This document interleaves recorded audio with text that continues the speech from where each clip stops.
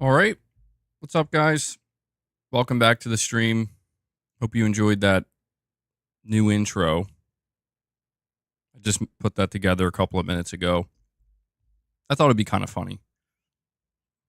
I had a couple of clips saved of Boss just chilling, and it looks so blurry because it was kind of zoomed in. But I was like, let's put some Metal Gear Solid 2 main menu theme over this, and it's a masterpiece. I got to make more like that. I got to get more footage of Boss. Yeah, higher quality footage, 4K footage, or at least like 1080p, not zoomed in. Just put a bunch of different Metal Gear music behind it. But yeah, appreciate you guys being here. Today we're going to talk about Concord. Give you my thoughts on Concord. Some of you tuned into the gameplay stream yesterday. A lot of you were asking my thoughts on it, and I told you that I wasn't going to be giving my thoughts on it because I was going to save it for today. So that's what we're doing. Yeah, I saw what happened with Trump. Yeah, that's nuts. That's nuts, dude. Conversation obviously is getting I mean, it is insane. It's an insane thing that happened, but conversations just from 0 to 1,000, man, across the internet. I seem unhappy to talk about Concord. Yeah, yeah. Well,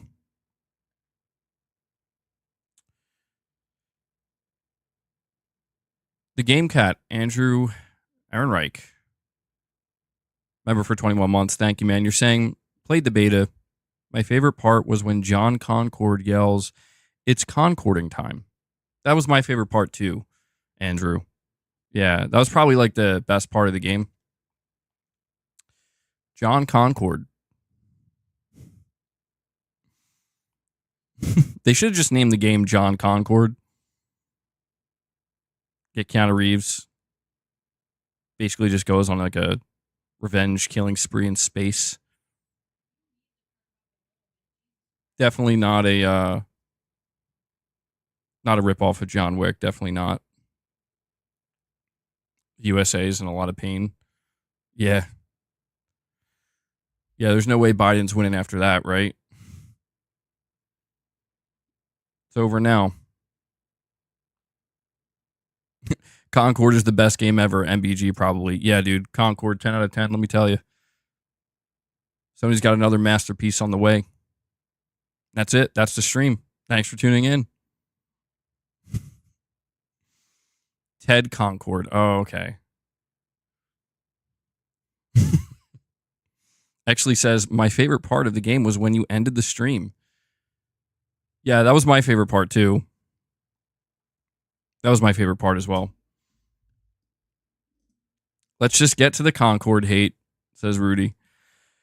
Yeah, I mean, there's going to be some hating, There's definitely going to be some hating. But, hey, I did play it.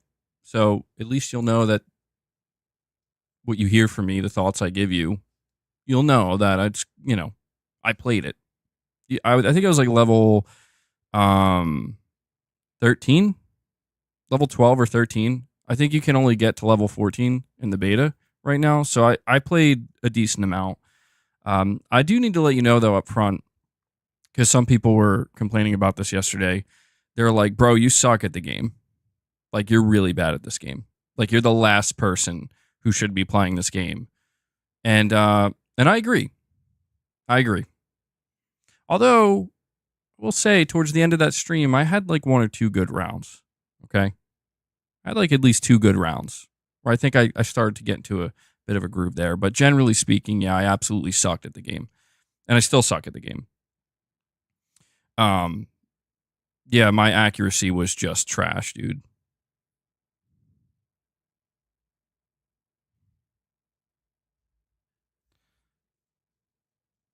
But where to begin with Concord? Well, I guess the most appropriate place to begin would be with, um, honestly, like hearing about the game the first time. You know,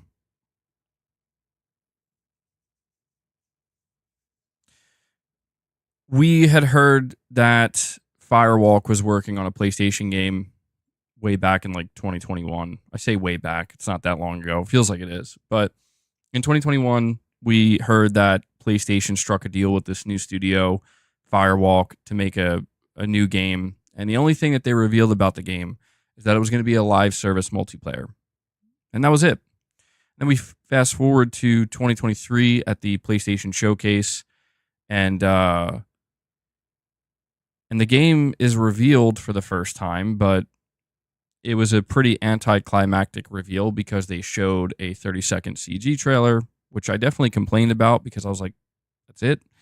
And you know, looking back at that reveal trailer last year, it was actually worse than we thought because if you look at what the game actually is, and then you actually look at that reveal trailer told you nothing.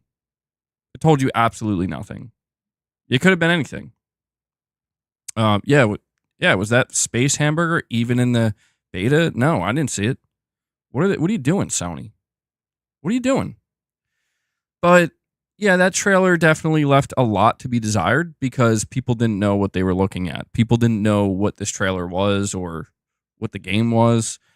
And we just kind of had to wait, basically. We did learn through a blog post that it was going to be a first-person PvP game, but they didn't say it was a hero shooter. And that's what we learned at the showcase last year. And we basically had to wait almost a year. Actually, about a year. Yeah, we had to wait about 1 year. And then they showed the trailer. You know, they showed the game, and it got decimated. It really did. It got decimated because people were just like, really, Sony? Like, really? And Sony was like, yeah, yep, really. And, you know, when I first saw the game, I was like, yeah, this looks bad. This looks not good. And the biggest problem for me was like how generic it looked. You know, it's just like, really? Like, whatever. But here we are now. The beta's out for PS Plus players. And I want to say first up here, I want to acknowledge what's going on with this game on PC. This game is toast on PC. This game is toast. Like, it doesn't stand a chance. I think it peaked at like 1,000 players or less than that, like 900 players or something on PC. And I get it. It's a closed beta, but that means less than like 1,000 people pre-ordered this game on PC. No one cares. No one cares at all. And nobody's going to care, unfortunately. I mean, the open beta, obviously more people are going to play it, but it has 365 people now. Oh, that's atrocious. Yeah, I don't think the open beta is going to turn that around. No chance.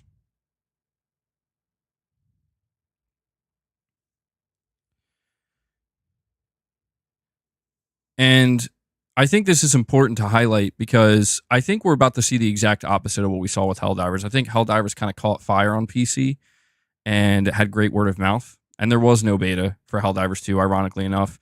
And this is the first time people on PC are getting hands-on with it. And it's worth noting that the people who are going hands-on with it on PC are people who already pre-ordered the game. So they were kind of already sold on it. These numbers are bad. There's no chance this game is going to survive on PC.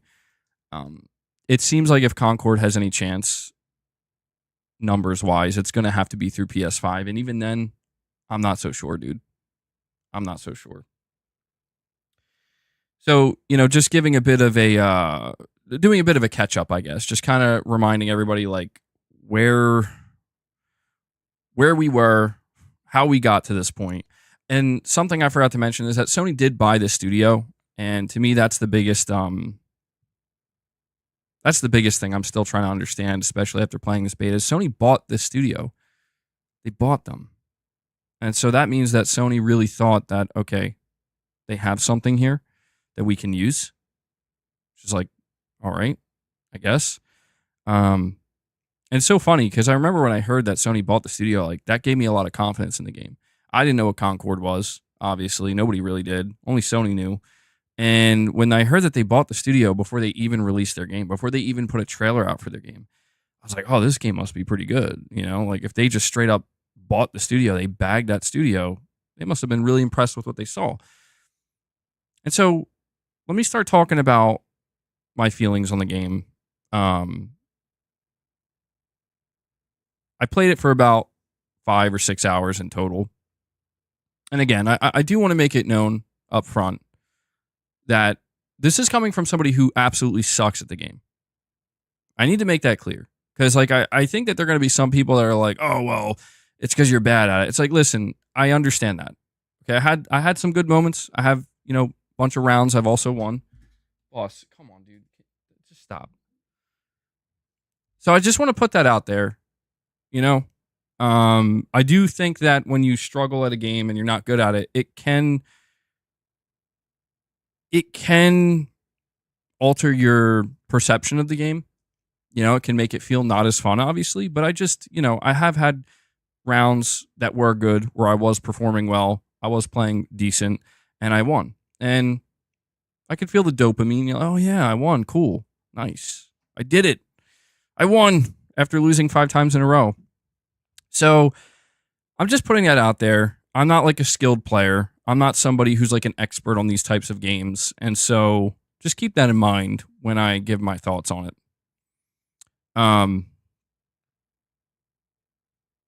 So let's talk about just the raw gameplay. I've talked about everything else regarding this game, and I've said ad nauseum that I want to go hands-on with the game and find out for myself how it feels to play. Boss, don't make me have to escort you out of this room, bro. I'm trying to talk about Concord. Just be careful, all right? Just don't knock anything over. I told you guys multiple times over and over again that, I'm going to at least give this game one chance. And that chance is going to come in the form of playing the beta. Now, I thought I wasn't going to play it until the open beta, but then they opened it to PlayStation Plus members. So that's how I was able to access it. We have a OK coming in, dropping a single membership gift. OK. Thank you. Appreciate that, buddy. Let me add that to the counter here. Yeah, appreciate the support, OK. And you've been dropping some single membership gifts, so I definitely appreciate it, bud.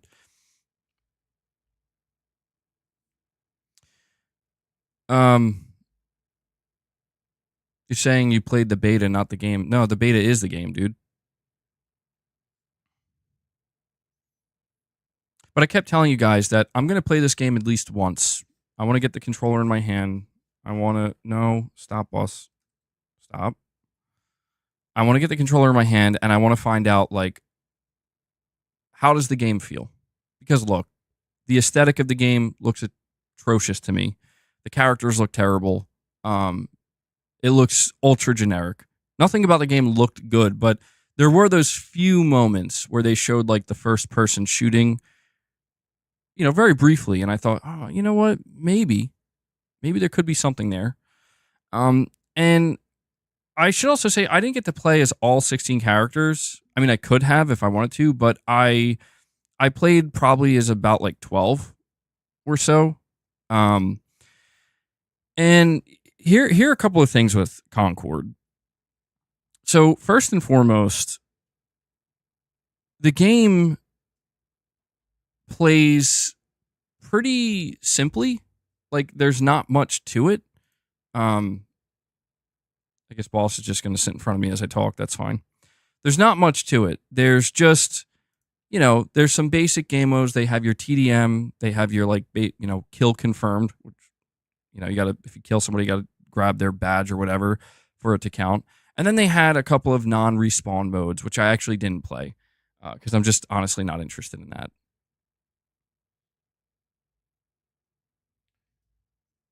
But the game is very simple, and that's good in a way because I can kind of tell that what they're trying to achieve with this game is they want it to be easy to pick up, but maybe somewhat difficult to master. And they definitely succeeded in that area. And I'm starting with the pros, by the way, before I get to the cons. So that's a pro. Another pro is that matchmaking is pretty good. Matchmaking is very quick, and I noticed that they did a very good job of, like, once you finish a round, you get into another one very quickly. I do have an appreciation for that because, like, when you're looking for, like, a multiplayer game, I do think that's pretty important. You know, how quickly can you get into rounds? And rounds last anywhere between, I'd say, like 7 and 12 minutes, really. Sometimes 15, I guess. So they don't last too long. They're, you know, I'd say the right amount of time. So that's a pro. Another pro is the game looks pretty good. Graphically, not too bad. I mean, I'm talking about the graphics. Like, it looks crisp. It runs smooth. The performance was good, too. The aesthetic of the game I don't like. I don't like the way the characters look. I don't know. They look bad. You know? They just look bad. But graphically, the game is good. Aesthetically, not so good. Performance is good. It's pretty polished. Yeah, I didn't encounter any bugs or anything like that. I only had one disconnect. That was actually the first round from my gameplay yesterday. That was the only time I disconnected. So, just one disconnect. Trying to think what other pros there are. Another pro I would give it is, from what I could tell, there's a pretty good variety. Like, they do have 16 characters you can choose from, and I felt overwhelmed by it. I didn't get to play all 16 characters. So, like, I guess that's a pro. You know, there's a wide variety of different play styles and different characters. The maps looked pretty decent, too. So, yeah, these are the pros, but I need to get into the... You know what? There's one more pro, actually, and this is probably the most important one, because I said I was going to talk about the gameplay. I basically just listed off a bunch of things that weren't actually gameplay, but the best part about the gameplay, in my opinion, is that you can tell, and I suspected this, you can tell that the people who made this game, like the game designers and developers, like, they know how to make a good feeling shooter. You can definitely tell that there are former Halo, Bungie, Destiny developers that worked on this game. Like, the double jump feels good, the movement feels pretty good, and the shooting feels very good. From what I played, you know, the characters that I played, it all feels good, and you can tell that, like, okay, like, they do have skilled developers here that know how to make a good feeling game. But there are some cons as well that I noticed. And we have Stumpkin X saying it reminds me of Valorant. I enjoy the game. Yeah, I never played Valorant, so I don't know. I can't. Does Valorant feel floaty? Because, yeah, somebody's saying it feels very floaty. I agree with that. That's why I think it reminds me of Destiny so much with the jump. It definitely feels floaty. But yeah, I never played Valorant, so I can't really compare it. So, like, when I say the game feels good, I guess what I mean is what I'm seeing is a display of competent game development, in the sense that if you're going to make a game where a character shoots a gun in first person, does it feel good to shoot the gun? Yes, it does. But where things start to fall apart for me is, I think it really comes down to the fact that the game ultimately is as generic as I thought it would be, as I suspected. And putting that aside, putting aside the fact that I don't like the look of the game, everything about it is overly generic. putting that aside, when I think about the gameplay and whether or not the gameplay truly hooked me, the gameplay did not hook me. It felt like, again, very easy to pick up, difficult to master as I was struggling. I was missing many of my shots, struggling to learn some of the abilities. But a couple of characters I did start to get more comfortable with. And I started to kind of get into a bit of a flow where it's like, all right, so this is what it would feel like to do well at this game. And it just kind of felt, I don't know, man, it just started to feel kind of, I don't know, I guess boring would be the word to use. If boring's not the right word, it would just feel like, I just don't see myself coming back to this game over and over again. I don't see myself being like, oh man, I can't wait to get in like 5 more rounds of Concord. It ultimately just felt like once I kind of got familiar with the game and started to, understand like the flow of it, the hero shooter aspect of it, of course, I just started to feel more and more like, yeah, I don't know that this is going to be for me. Ultimately.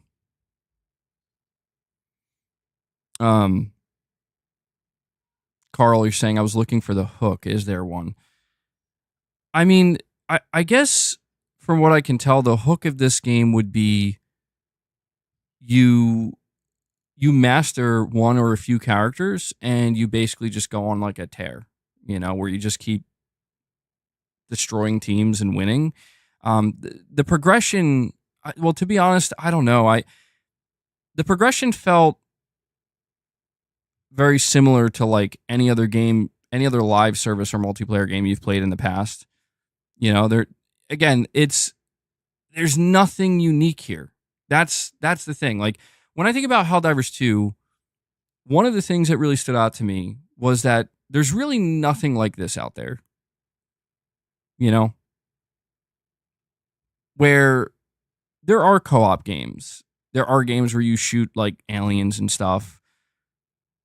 Of course, but there's nothing quite like Helldivers. Like I don't think you could just turn from Helldivers and say, I'm going to go play this other game because it's like it's exactly like Helldivers, but it does things better. I don't think that exists.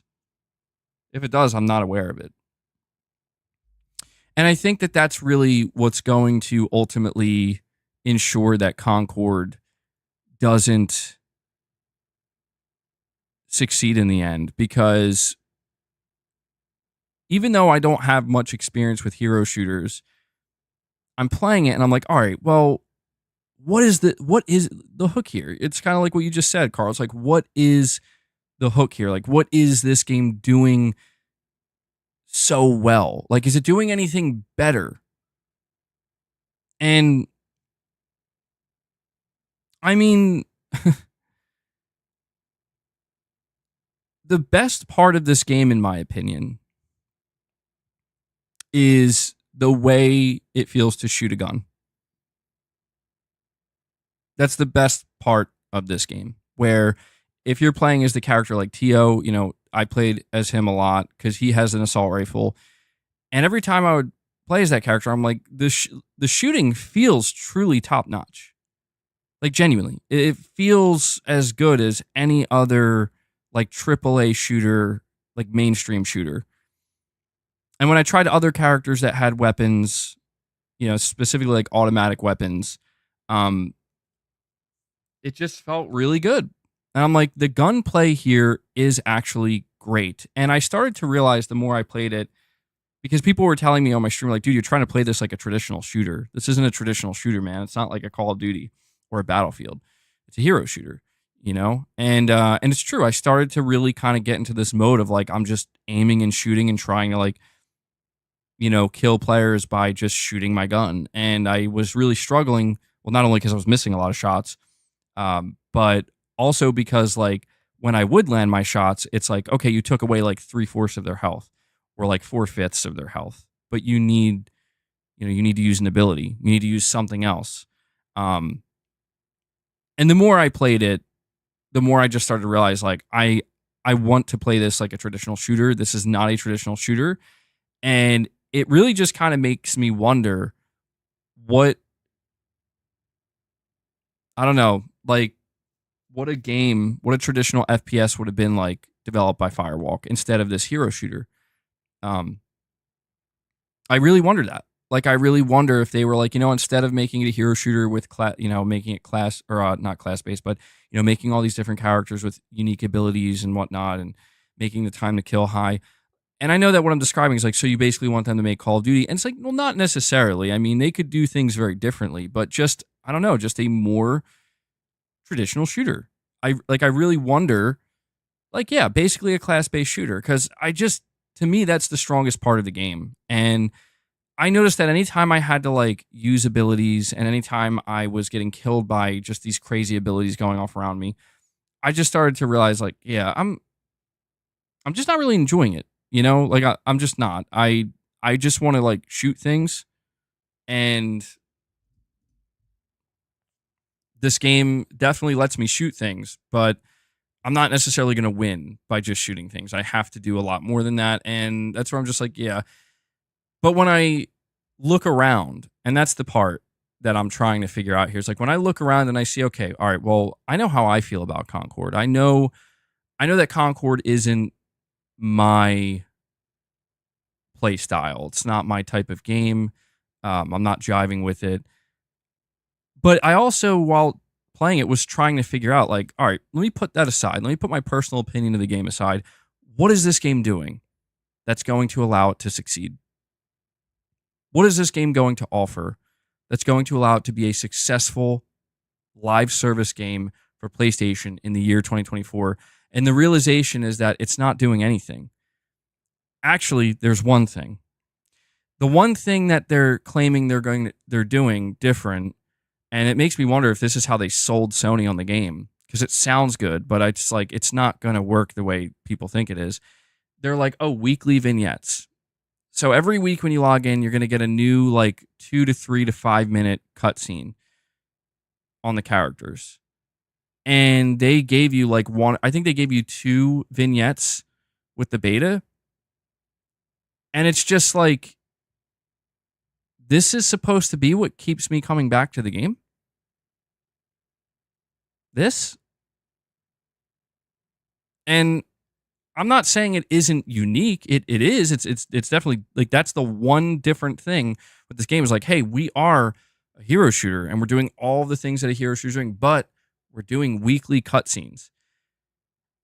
And dude, listen, if there's one thing that this studio and this team and Sony as well need to be called out for, like, I know that there's a lot of things that people are calling this game out for, and I get it.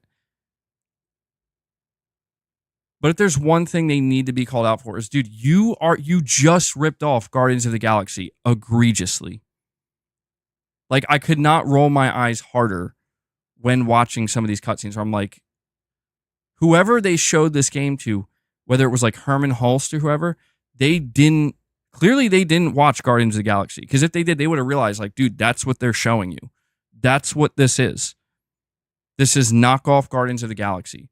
And that, to me, is what kills this unique aspect of this game that they're trying to sell people on, where it's like, okay, so maybe every aspect of this game is generic, and it is just like every other hero shooter, and it's not really doing anything different or unique or special. It's just a competently put together hero shooter. Okay, sure. I don't think it's going to succeed, because it's going to need more than that. Oh, well, we do have a trick up our sleeve, and it's these weekly vignettes. And it's like, okay, cool, let's see what you got. And it's like, you just made Guardians of the Galaxy. That's what you did. That's not unique. That's not original. Even the writing. Dude, that character, what's his name? Star Child. Yeah. See, even the names are, I almost said Star-Lord. Star Child. Like, dude, they literally made him Drax. Down to the way he speaks, to the way he acts, to the things he says. And I'm like, you got to be kidding me. This is where we're at now. It's like, it's just, this is the best you could do?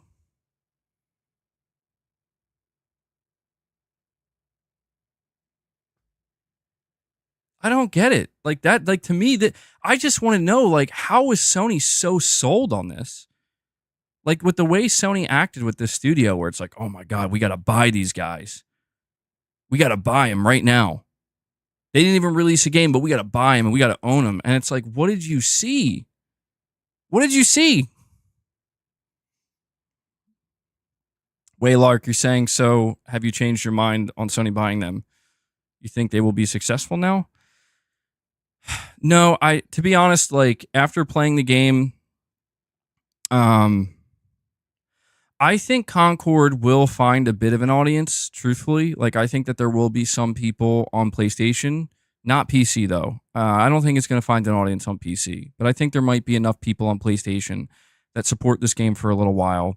But this game is going to go on PlayStation Plus within the first year, probably less, and it's going to eventually go free to play, or they're just going to shut it down. I can promise you that. You can lock that in. I'm not, I don't care if that sounds negative. I don't care if that sounds harsh. That's what's going to happen. Sony's not going to waste their money sustaining this game when they realize that it's not doing anything that other games haven't already done. This game isn't going to pull people away.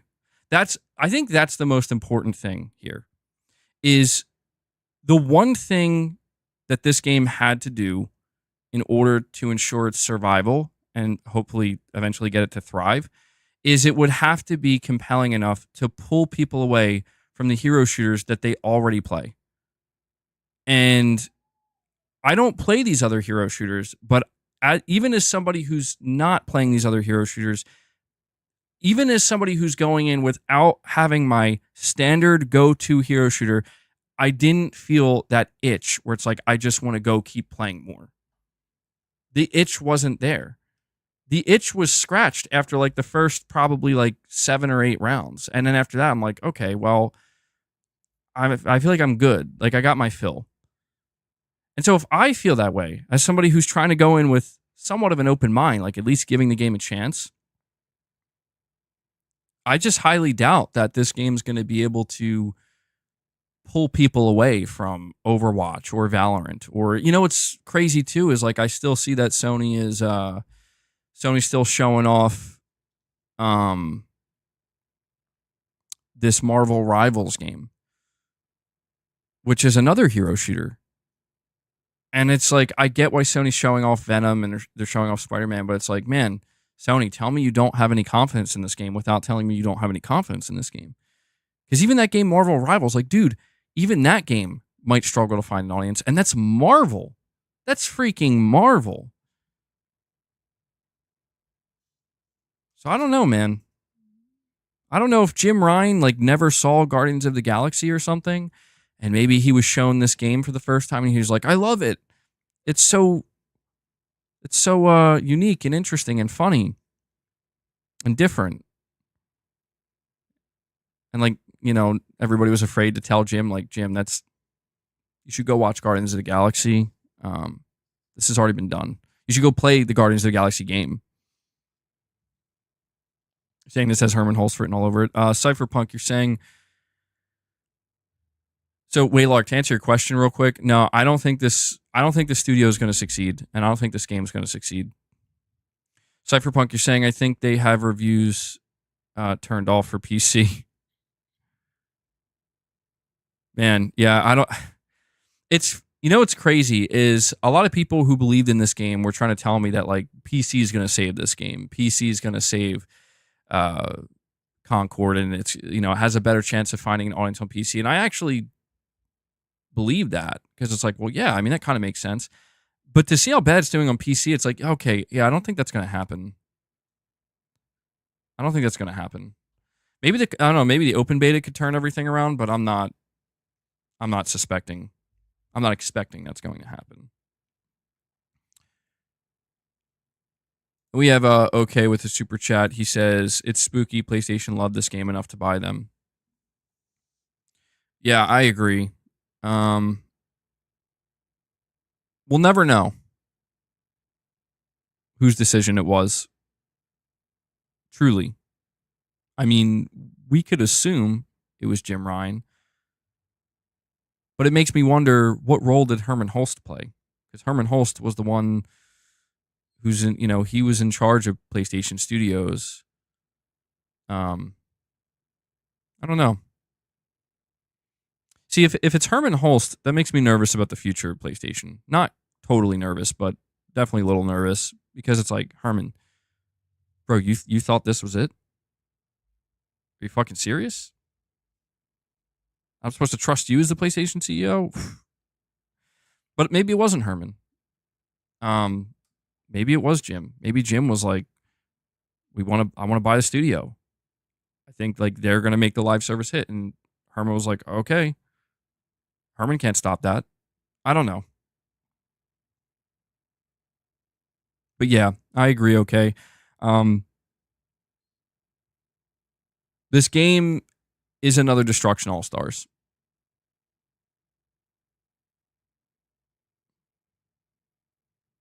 And the sooner people realize that, the quicker we can just get it done and over with. Because I remember with Destruction All-Stars, there were definitely some people who were like, nah, this could be good. And it's like, trust me, this ain't it. It's not going to be it. You know what the craziest thing about Destruction All-Stars was? Is Sony tried to charge $70 for it. Holy shit. So they learned a little bit. They're not charging $70 for Concord, but that's another thing I want to talk about here. If you were to ask me right now, all right, MBG, would your opinion change if the game went free to play? If it was a free to play game? My opinion on playing it wouldn't change, because it's just not for me.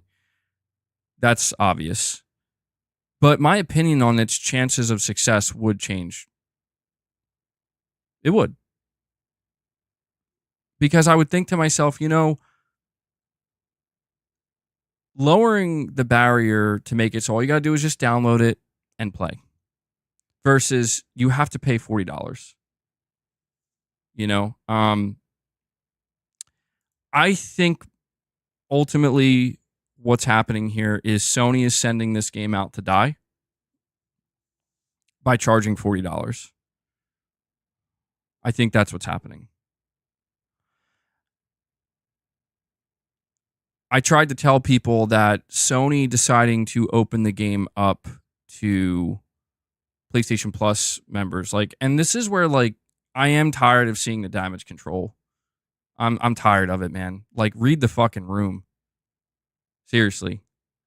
Not saying you got to be toxic about it, but you got to read the room. Sony did not open this beta up to PlayStation Plus players because they thought, hey, let's just be nice and give more people access to this.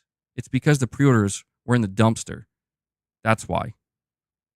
And you have to be extremely naive to believe anything else. The truth is, this game got an immense amount of hate when it was revealed for properly for the first time earlier this year. People were wondering, is it free to play? They found out, no, it's not. It's $40. And then they were told, by the way, if you want to play the first closed beta, you're going to have to pre-order it. And 99% of people were like, no, that's okay. I don't think I will. Sony saw that and they realized, oh man, okay, we're going to need to open this thing up.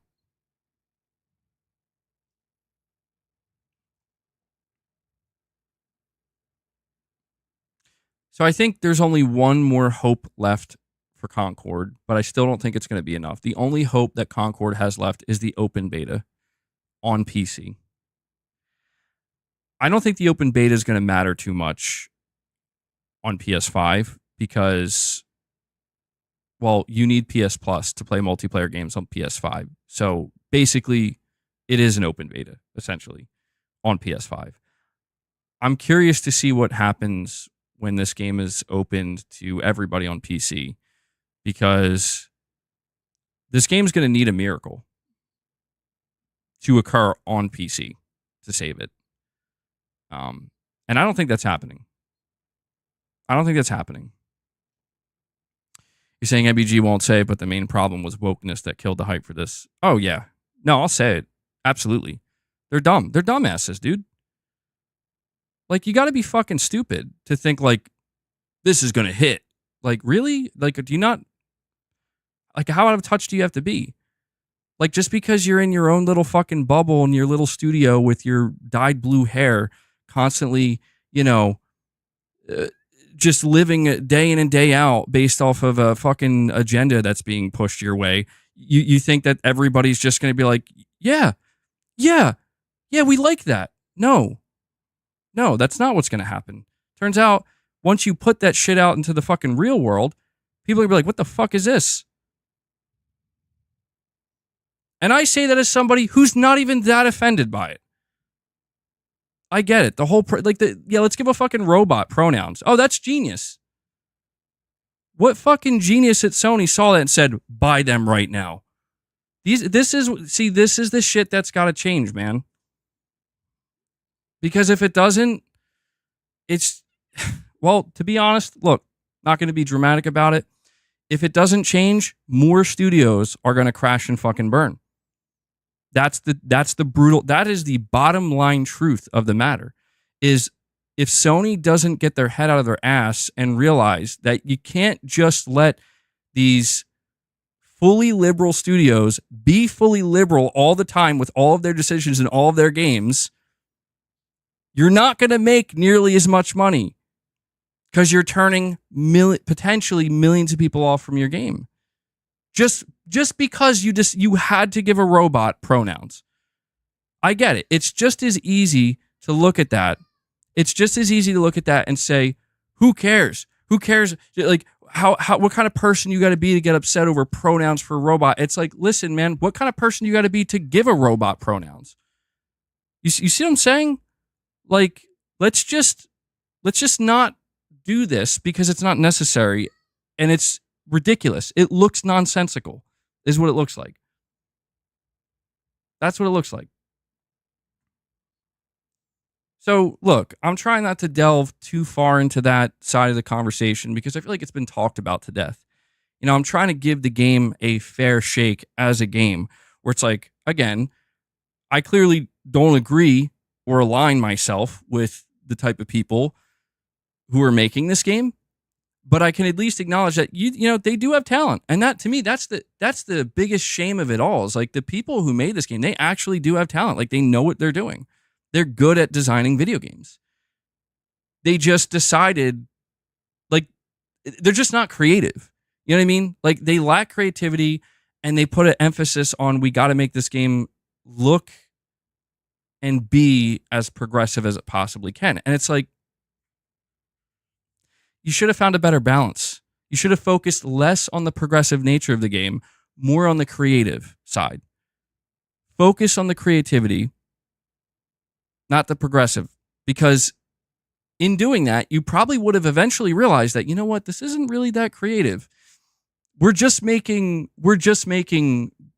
Guardians of the Galaxy characters. I don't know. Like, I just think it's like, what is going on, man?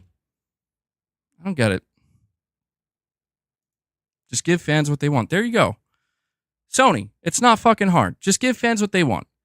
Fans want another Killzone. Fans want a SOCOM game. Fans want Resistance. Fans want something. Something from the classic PlayStation era that they thought were good.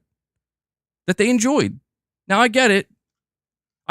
Maybe SOCOM, maybe Resistance, maybe Killzone, maybe none of these games are meant to be the big mega hit, next Call of Duty, next Halo, 10 million plus seller. But Jesus, you think Concord's going to be that? You didn't even think Helldivers 2 was going to be that. Helldivers 2 achieved that through chance, dude. Like, Helldivers 2 was not supposed to be. It's an anomaly. That's the truth. Helldivers 2 is an anomaly. And I'm happy it is. Because it goes to show that, you know what? There is still hope, man. There is still hope for genuinely creative, unique games to carve a path. But if you're, I don't know, man. If you're focused on just making generic stuff that's seemingly creatively bankrupt or very close to it, I don't know what you expect. The market is saturated, man. It is. And I'm not just talking about the hero shooter market. Excuse me. The gaming market itself is practically saturated. Like everything's filled up. The only way you're going to get noticed is you got to do something. If you're like entering the AAA space, you got to offer something truly different. Truly different. Because people have already settled in, man. People have already settled in with their comfort games, their go-to multiplayer games. And I'm starting to think Sony might just be too late. Too little, too late, man, in the live service area. I almost feel like the biggest mistake that Sony may have ended up making is during the PS4 generation. Sure, like they tripled down on single player games, which we all love to see that, obviously. But at that time, like that's when everything, all the live service games that are dominant today, that's when they were starting to take off. And it seems like Sony didn't maybe wake up to that realization until like, again, everybody was already settled in and the market's totally saturated.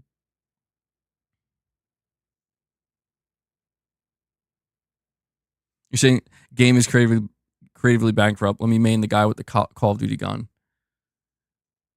Well, listen, to be fair, I understand it's difficult these days. I understand. Like, again, it's like if you were to create a character that you think, oh, this is a unique character with some unique abilities, chances are it's already been done 20 times.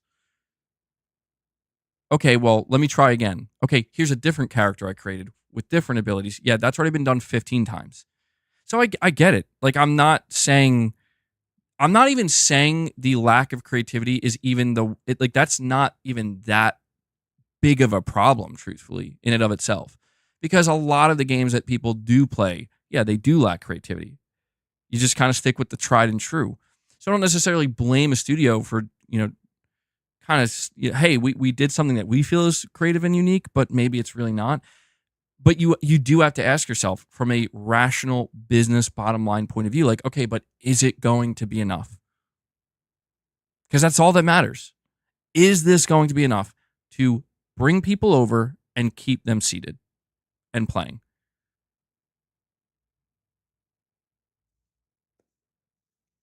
And I feel like if the answer isn't absolutely yes, then I think you might have to go back to the drawing board. And it's not easy, but you know what? That's why they're working with the big bucks. I don't care if it's easy or not. If you want to do something easy, don't expect to get a good payout. Don't expect, to be making a great salary, frankly. Like don't expect your game to be raking in the millions quarterly or the billions quarterly. Don't expect that. And that's the challenge. That's the challenge, right? We have Cypherpunk with the super chat. Or wait, hold on. We have Waylark saying free to play to me always says it's not worth paying/playing. Yeah, I mean, I understand there's always the risk of like if you make your game free to play, it like might water it down too much, where it's like, oh well, it's probably not even good. It's probably lacking content. It's probably a work in progress. I get it. Like there is a type of but I feel like it's also been kind of proven that like that's not how it works though, right? Because I mean, you take a game like Fortnite, right? Fortnite's free to play, and it's like the biggest game in the world. So if the biggest game in the world can be free to play, I mean, you take things like Call of Duty Warzone as well. That's free to play. There's plenty of other. I think Destiny's even free to play now at this point.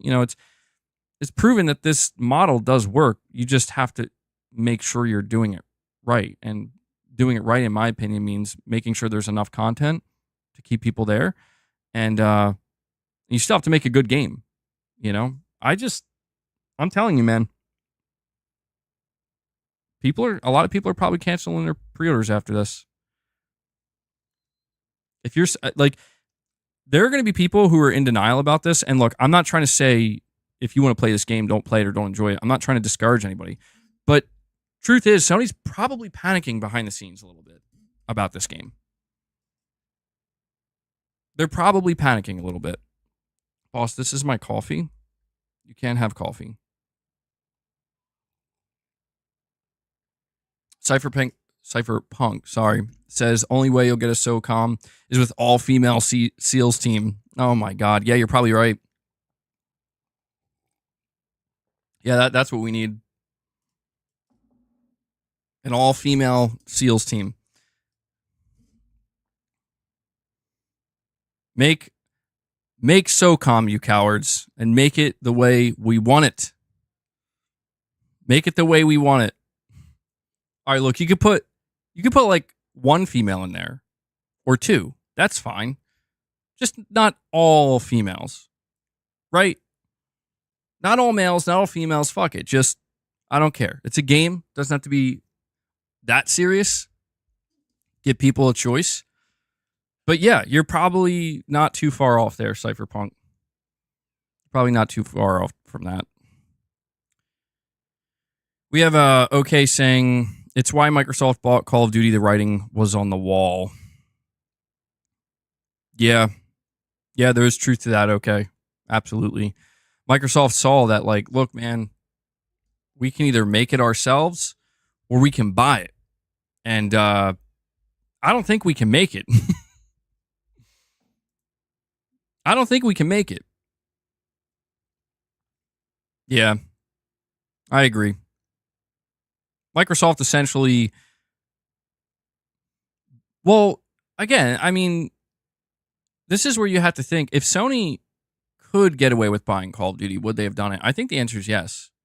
I think if Sony was able to make it make sense financially for them and they had the money, like, let's be honest, Sony didn't have the money. Like, Sony doesn't have the type of money to spend that, they don't have the type of capital that Microsoft does. So it's like if Sony had any inclination of like, should we buy Activision Blizzard? It's like, well, no, that will probably kill our company. Like, I don't think we could make that work financially. And to be fair, Microsoft is also in the process of figuring out how they're going to make it work financially. They do have a lot of money they have to recoup. So it's not going to happen overnight. But the difference is Microsoft, again, they're like one of the most valuable they're like the first or second most valuable company in the world. Like, they can wait it out. Like, they can take their time to make it work. Sony can't. But I think Sony also felt the pressure of like, we got to buy somebody. And I do wonder, man. I do wonder if Firewalk was a panic buy. I really do wonder. We can't overlook the fact that during the time that Jim Ryan was CEO, he's still beholden to the shareholders, obviously. And you see your rival, right? Microsoft comes out, boom, we just bought Bethesda. I don't know. Are the games going to be exclusive? I guess we'll find out. Jim's probably like, okay, all right. You know what? Maybe we should start looking around.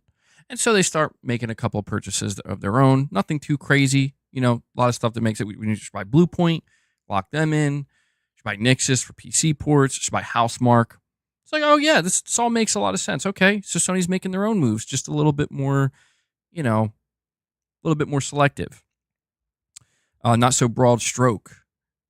And then, not too long after, Microsoft comes out fucking swinging. Oh yeah, by the way, we're buying Activision Blizzard as well. And literally, boom, right after, we're buying Bungie. Now, granted, Sony did say we were in talks with Bungie for a long time. And I believe that. But I have no doubt in my mind that what locked that in, okay, done deal. Whatever has to happen to make it happen, do it. We need to secure Bungie. Because let's face it, man, if you're Sony, you gotta go. If you're Jim Ryan at that time, you gotta go face the shareholders. And they'd be like, bro, your rival, your competition just bought Activision Blizzard and Bethesda. What are you doing? What do you have? What are you buying? So Sony needs something to show for themselves. And Bungie was that. And I do wonder if Firewalk followed. Like, we're just going to buy Firewalk as well because they did. I don't know. It's just like, well, they're kind of, there's a lot of people here that were from Bungie and Bungie's good. We just bought them and they have a game here that looks like it could be a success. So let's just take that chance. I mean, I think the whole point here that I'm trying to get at is if you're spending money and you're buying studios and you're making acquisitions, you are taking a risk. No matter what, you're taking a risk. We're Whether you're buying Bungie, whether you're buying Activision, whether you're buying Firewalk, whether you're buying Bluepoint, you are taking a risk. And that risk is, well, you're absorbing their cost, you're absorbing their overhead, and you're doing so in the name of you're going to make it back. You're going to make even more back. But the risk lies in the fact that nothing's guaranteed. You can mitigate it, right? Like, oh, you could be as strategic as you want, but at the same time, it's just like nothing's set in stone. You don't know what's going to happen. And I think that what makes the situation with Firewalk so weird is that, like, I just have to wonder, like, what did Sony think was going to happen? Like, it's a serious question where it's like, Sony, when you were visiting the studio and you were getting the controller in your hand and playing the game and seeing the trailers, it's like, what type of response did you think you were going to get? And this is where you really have to wonder, is Sony out of touch, or is a portion of their leadership out of touch? Was it Jim Ryan? This is why I want to know. I just want to know who's responsible, because whoever's responsible is out of touch. Well, who's responsible for Destruction All-Stars? Was it Herman or was it Jim? See, I don't know, because here's something interesting that's worth thinking about. Right now, Herman Hulst is the CEO of PlayStation Studios. He is not in charge of third-party deals or second-party deals. He's not in charge. Hideaki Nishino's in charge of that. So that tells me that Herman either fucked up on that front, or he was never in charge of that front to begin with, and that was all Jim. Think about that. We have Michael Cintron coming in, dropping a 5-bomb for you guys. Thank you. Appreciate Michael, it. really appreciate the 5 membership gifts, buddy. I'm going to add that to the counter here. So you're bringing us up to 6 members on the day. I do appreciate that support, man. Good stuff. Thank you guys for all the direct support. What do I think will happen with the studio? Well, let me answer the super chats first. Cypherpunk says, if Microsoft do go vintage with the next Gears, it could be a breath of fresh air in this wokish climate of games. Yeah, I can agree with that. I do think that the next Gears of War is going in the right direction by making it a prequel, kind of getting back to the roots. We need to see more stuff do that. And I'm not saying, like, bank on the nostalgia. It's not so much about that. I mean, of course, if you have to bank on the nostalgia, do it when you need to. But I'm talking more about, like, let's get back to the fucking roots here of what made this shit good in the first place. You know? Not just Gears of War, not just Microsoft, but just generally speaking across the industry. Like, can we just stop, like, trying to force shit that people clearly don't want? That's, to me, what that's the message that I think these companies are going to, like, are they really going to have to learn the hard way? You would think not, right? Like, if this is corporate business we're talking about, you would think they wouldn't have to learn the hard way, but time and time again, it's proven apparently they do. Apparently they do. And Michael Cintron also re-ups his membership today. Michael, thank you so much for that, buddy. Very much appreciate that support. He re-ups his own membership after dropping 5 membership gifts for you guys. Good stuff, Michael. Love to see it. Thank you.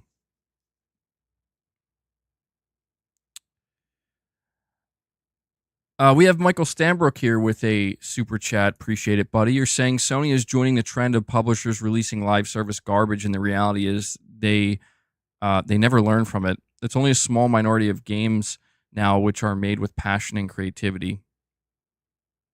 Yeah. I mean, I hate to say it, but it does feel like that a lot of times these days. And it's depressing because, like, look, I'm not saying live service games themselves are a problem, but it's kind of like what you're saying, like, live service garbage. You know, if you're going to make a live service game, like, make something fucking good. Make something that people are going to actually be excited about. This is what's pissing me off about PlayStation anymore, is like they're not doing anything fucking like exciting in areas where they've generated excitement before. I know like Killzone wasn't the biggest game ever, but it still generated a lot of excitement when a new Killzone was announced. It still had its fan base. Dan, you're saying for you mean? Dan, you watch, bro. You watch how, again, I'm not saying like it's a problem if you like this game, Concord. I'm not saying it's a problem, but you're going to see that like the majority want nothing to do with it. And that's like, I'm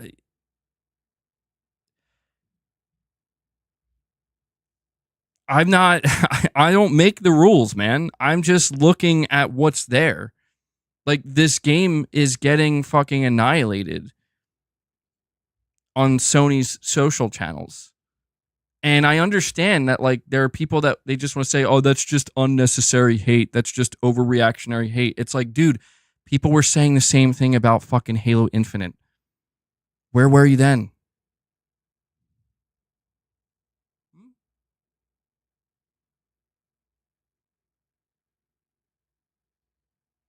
At some point, you got to realize that it's not always overreactionary hate. Sometimes it is. Sometimes it is.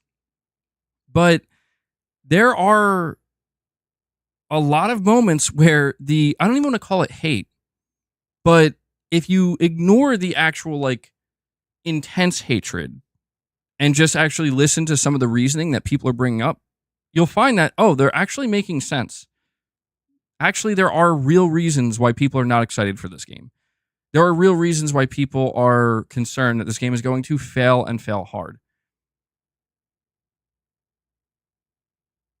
You know? MBG, are you sure that you represent the majority of gamers? No, I'm not saying... See, that's the thing. I'm not saying I represent the majority of gamers. Definitely not. And I would never claim such a thing. But what I can tell you is I'm looking around and I'm telling you that the majority, like just based off the data alone, because the data works both ways. It does. The data works both ways. It can work in your favor or not, but either way, it doesn't lie. And the data, the numbers, the raw numbers tell you the majority of people are not interested in this game. Not in its current state, not for $40. They're not. Show us. All right, well,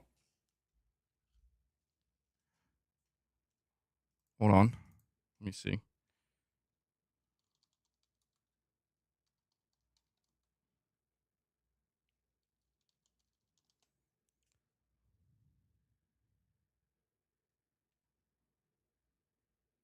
Let me see.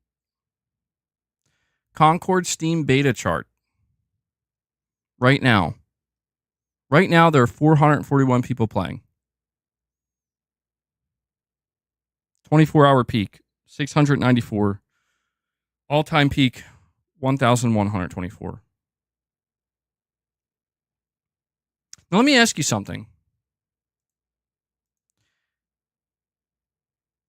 Do you think how much better do you think the numbers would be on PlayStation if they didn't open it to PlayStation Plus players?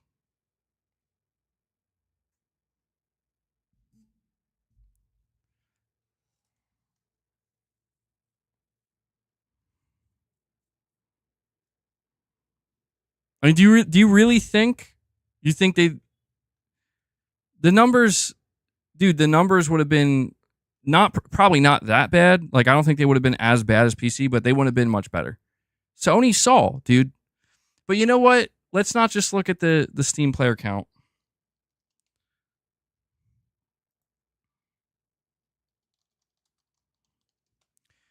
Listen, if there's something I know about the PlayStation community, is the PlayStation community likes to brag about the amount of views trailers get, the amount of hype, the the amount of interest that PlayStation Studios generates with their games. And I get it. There's nothing wrong with that. Like, oh shit, man, look at how hyped people are for God of War Ragnarok or whatever, you know. Let's go look at Concord. Concord beta trailer, 76,000 views. Concord gameplay trailer, 535K. Like to dislike ratio, atrocious.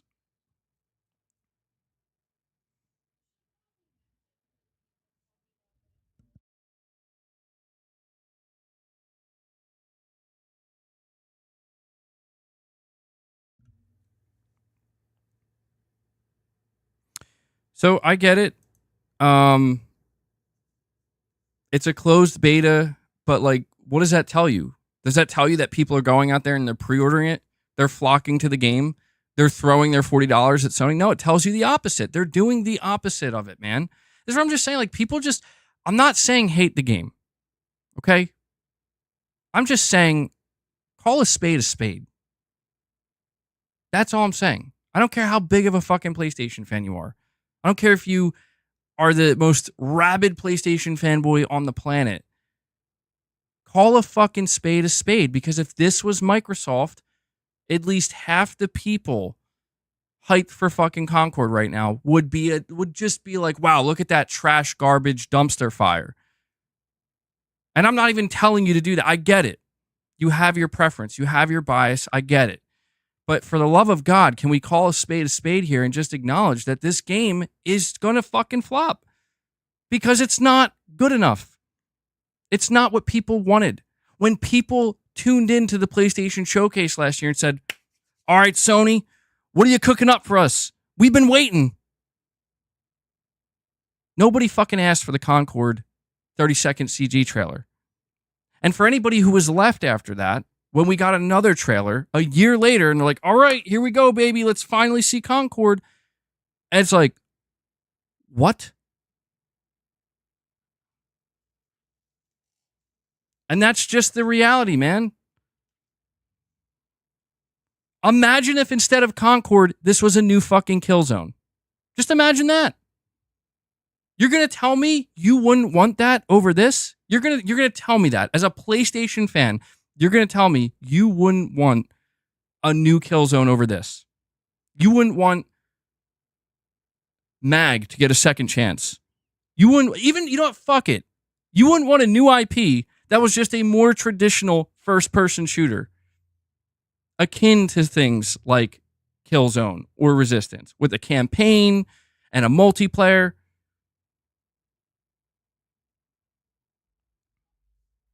This is what drives me nuts, is that, like, you can't be fucking real, dude.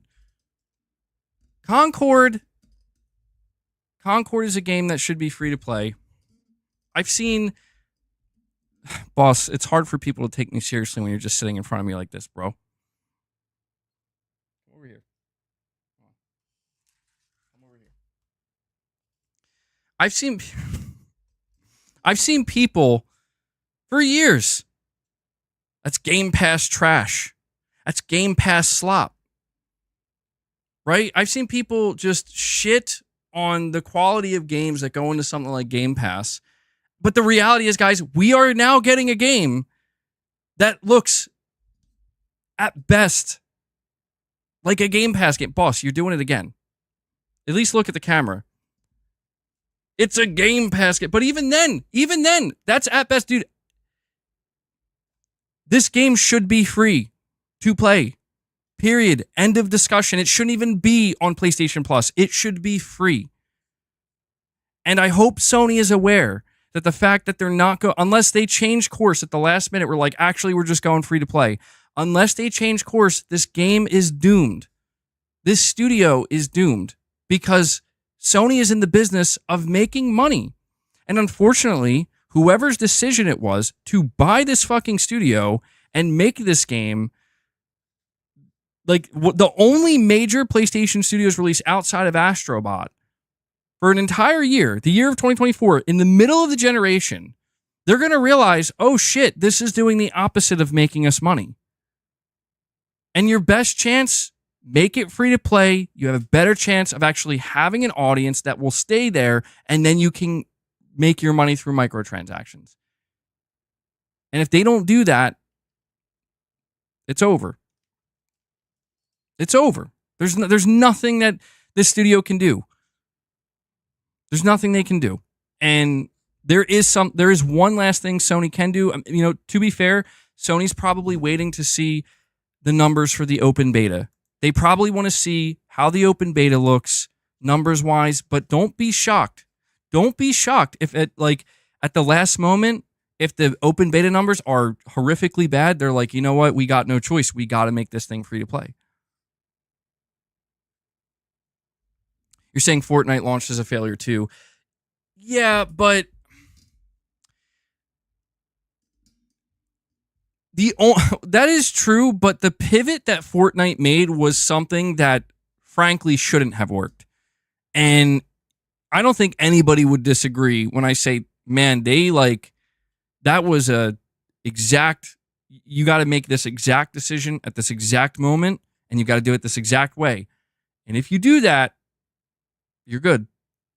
It's all about the timing of it. Think about it. Like, the reason why Fortnite was able to turn into a battle royale was actually because of the success of PUBG. They saw PUBG is like the biggest game in the world. It's taken over, and it's a battle royale. But PUBG is not an easily accessible game. PUBG is very mechanically intense, and you got to learn the game. What if we just take the game we have here that was supposed to be like a tower defense builder game and just make it a battle royale with like cartoonish aesthetic? I mean, honestly, dude, that was fucking genius. Like, whoever thought of that probably didn't even realize the type of gold that they just struck. But it was genius. And I just need to know what could Firewalk do? What could Sony do? I'll tell you what they could do. I'll fucking tell you. You want to know what they could do to save Concord? I'll tell you. They could do a Fortnite-esque pivot where they're like, all right, you know what? We're going to make a whole nother type of standalone game mode. And essentially, all you're doing is you're just making a traditional first-person shooter where every character is going to be able to choose from a set of weapons, and you're going to have a couple perks, and we're going to have a bunch of maps, and you're going to have kill streaks. Like, basically, we're going to make like an amalgamation of Destiny / Call of Duty / Halo, and it's going to be much more traditional in that sense. You do that, and maybe make some alterations to the characters, remove the pronoun shit, you might have a chance, and make it free to play. Suddenly, you're providing something that Sony actually doesn't provide right now. Sony may not provide a hero shooter right now, but it's clear that there's no real appetite for a hero shooter. You're saying, so make it more generic. Dude, it can't get any more generic. That's the point. Like, it's already bottomed out. It's already bottomed out. Boss, he's going to wreck my camera. Can you stop? And keep in mind, I'm saying this as a last-ditch effort to save it, not guaranteed. The game should have been scrapped. This game should have been scrapped and taken back to the fucking drawing board. That's the truth. I'm not saying that if you pivot into just a more traditional FPS, you're more like bro shooter FPS. I'm not saying that would necessarily even save it. I'm just saying it would give it a better fucking chance. It would. And my question is, why is Sony... I don't know. Why is Sony so against doing that, apparently? Bro, listen. We gotta go.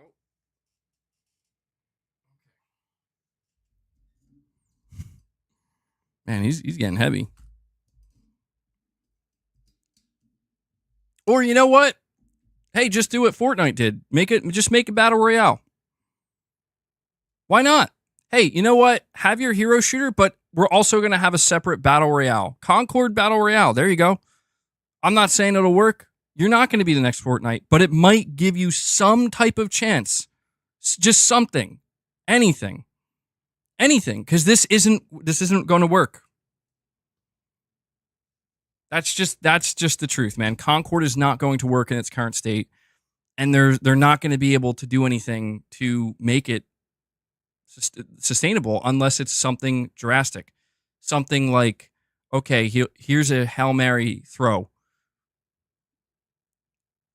Maybe free to play. Free to play is the only thing I can think that would give it any type of chance. But even then, I still just don't know. I still just don't know, man.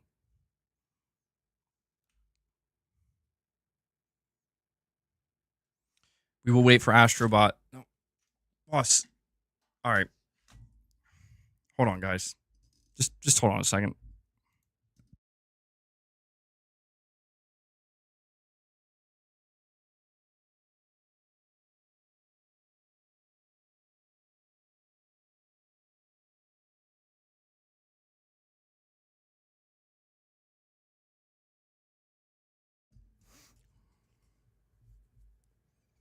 All right. Sorry about that. Boss is just getting too rambunctious. We have Waylark saying companies are bowing to the SBI overlords. Yeah, well, they keep bowing. And they're going to find out, man. They're going to find out the hard way. You just got to wonder how many failures is it going to take? And we have a blanked super chat from OK.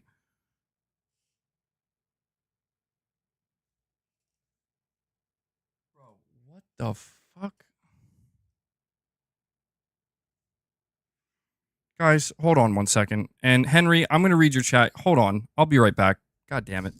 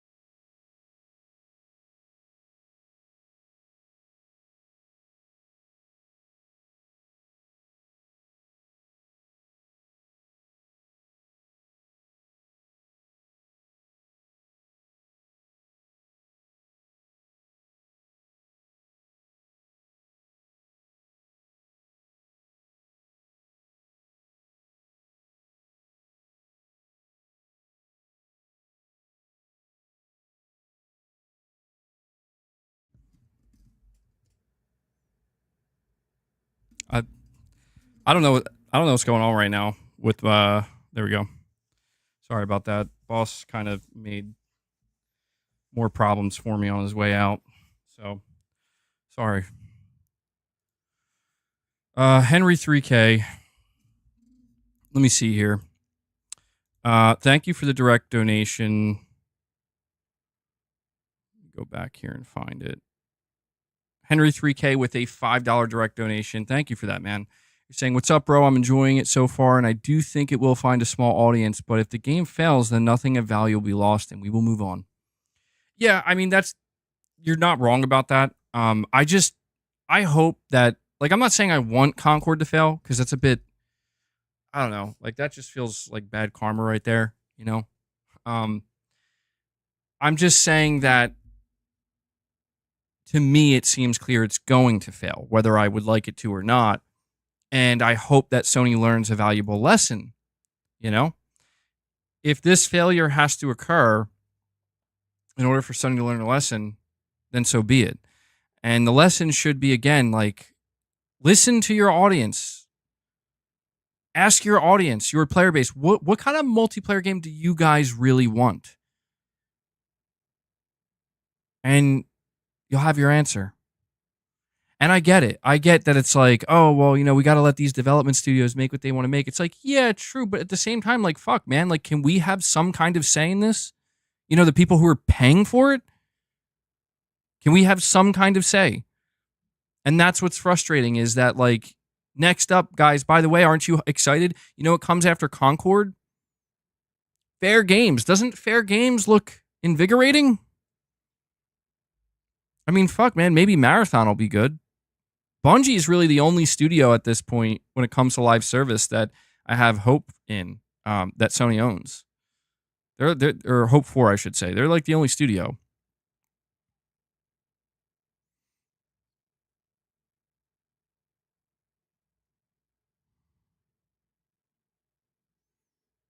But I don't know. I guess another question that should be answered, or we're gonna have to find out the answer to, is, dude, actually, like Fair Games looks horrific. It doesn't even look bad. It looks horrific. Okay, you're saying MBG message didn't show up in the last super chat. Yeah, that's pretty weird.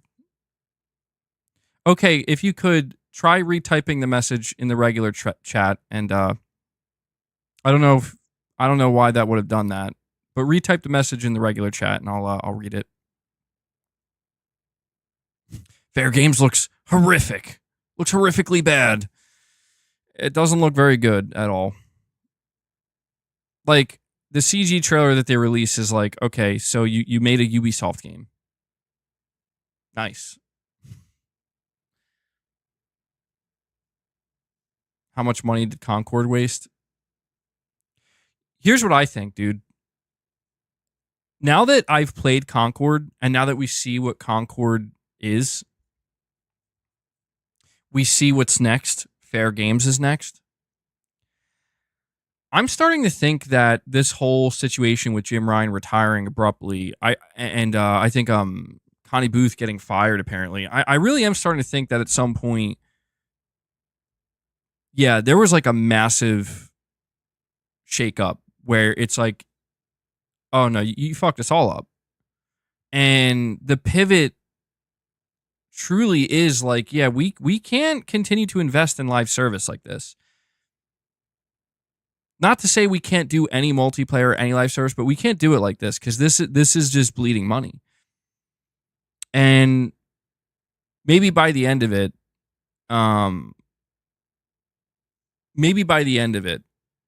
it'll be like, well, Bungie was worthwhile, and our partnership with, Helldivers 2 was worthwhile, and maybe that'll be it. Maybe that's as far as it'll go. I mean, Guerrilla still has a multiplayer game. King Sam, you're saying I just stopped playing Lies of P. Just got to Rosa Isabella Street, or Rosa Isabel Street. Game is great so far, 10 hours in. Yeah, enjoy, man. Lies of P is a fantastic game. I'm still looking for OK's chat, by the way. I'm not seeing it come up for some reason. Fair Games will be beautiful.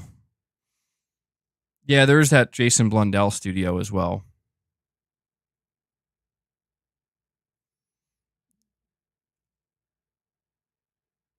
Oh, you're saying it'll be a beautiful flop. Okay. I don't know, man. I just don't know what. So, I mean, all I can gather is that Sony's opinion of success in a live service market is these kind of ultra generic, just ridiculous looking games that it's like, Sony, you literally have, like, all right, here's what blows my mind about Sony. Okay. And I just don't know when they're going to get it. Sony, you have a core audience. Okay. You have a core audience of, look, I'm not going to say it's 50, 60, 70 million, because let's be real. Doesn't matter what Sony releases, you're not going to get 50 million PlayStation users playing your one game. That's just not going to work. That's like the idea of 50 million PlayStation users buying one game. It doesn't work like that for Sony. But what Sony does have is a core, loyal group of players that show up almost for almost everything, right? For almost everything. Like, anytime you drop a new God of War, Horizon, Ghost of Tsushima, whatever, they show up and they buy these games in the millions. Okay? I thought it was kind of obvious that Sony, your strategy should be this, right? We should create at least a few, one or even if it's just 2 live service games, maybe 3, based on these established properties that we know we already have a big fan base for, a loyal fan base for. Games that sell 10 plus million copies, sometimes 15 million plus. You know, we should make a dedicated multiplayer experience. And granted, you could say they were trying to do that with The Last of Us, but it's like, fucking figure it out. Figure it out. Like, you're Sony. Your resources are nearly endless, right? Like, so shit went sideways with Naughty Dog and they didn't want to be the ones to, like, okay, make Naughty Dog make the fucking game and then give that game to a support studio where their focus will just be continually creating content for it and managing it. Is it that hard? Like, is it, I mean, really, is it that hard? Because I guarantee you, if we were sitting here looking at a live service Last of Us game right now, the conversation would be night and day. Replace Concord with Last of Us multiplayer. I just think that this is clearly the direction that they should be going in. And, okay, you're saying, I think the gaming industry is in a meta-generational transition and will have some form of regression next gen from which a revived, fresh creativity will emerge. Interesting. I hope so. I hope so, dude. And actually get some Trismegistus. Get some! Get some! He comes in and he drops another 5 bomb on you guys. That's 5 more memberships gifted from Exley. Really appreciate the support, Exley. Good stuff. That brings us up to, where are we at? We're at 12 on the day. Thank you for that, man. Yeah, appreciate the continued support, guys. I know that this isn't the most, exciting topic, but I don't know, man. Actually says, yeah, always appreciate it, bud.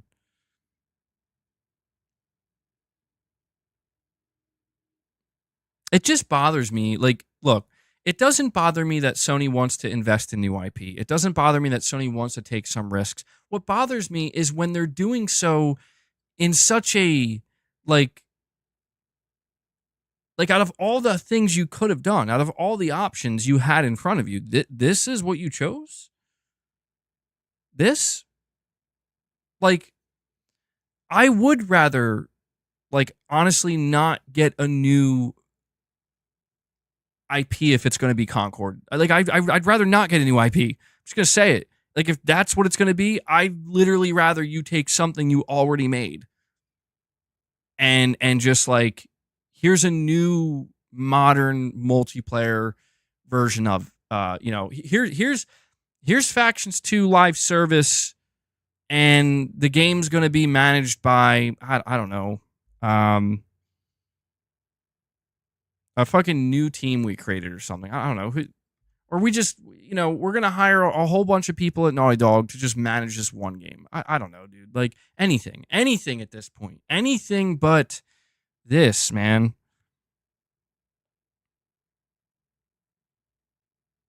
I mean, dude, Ghost of Tsushima Legends.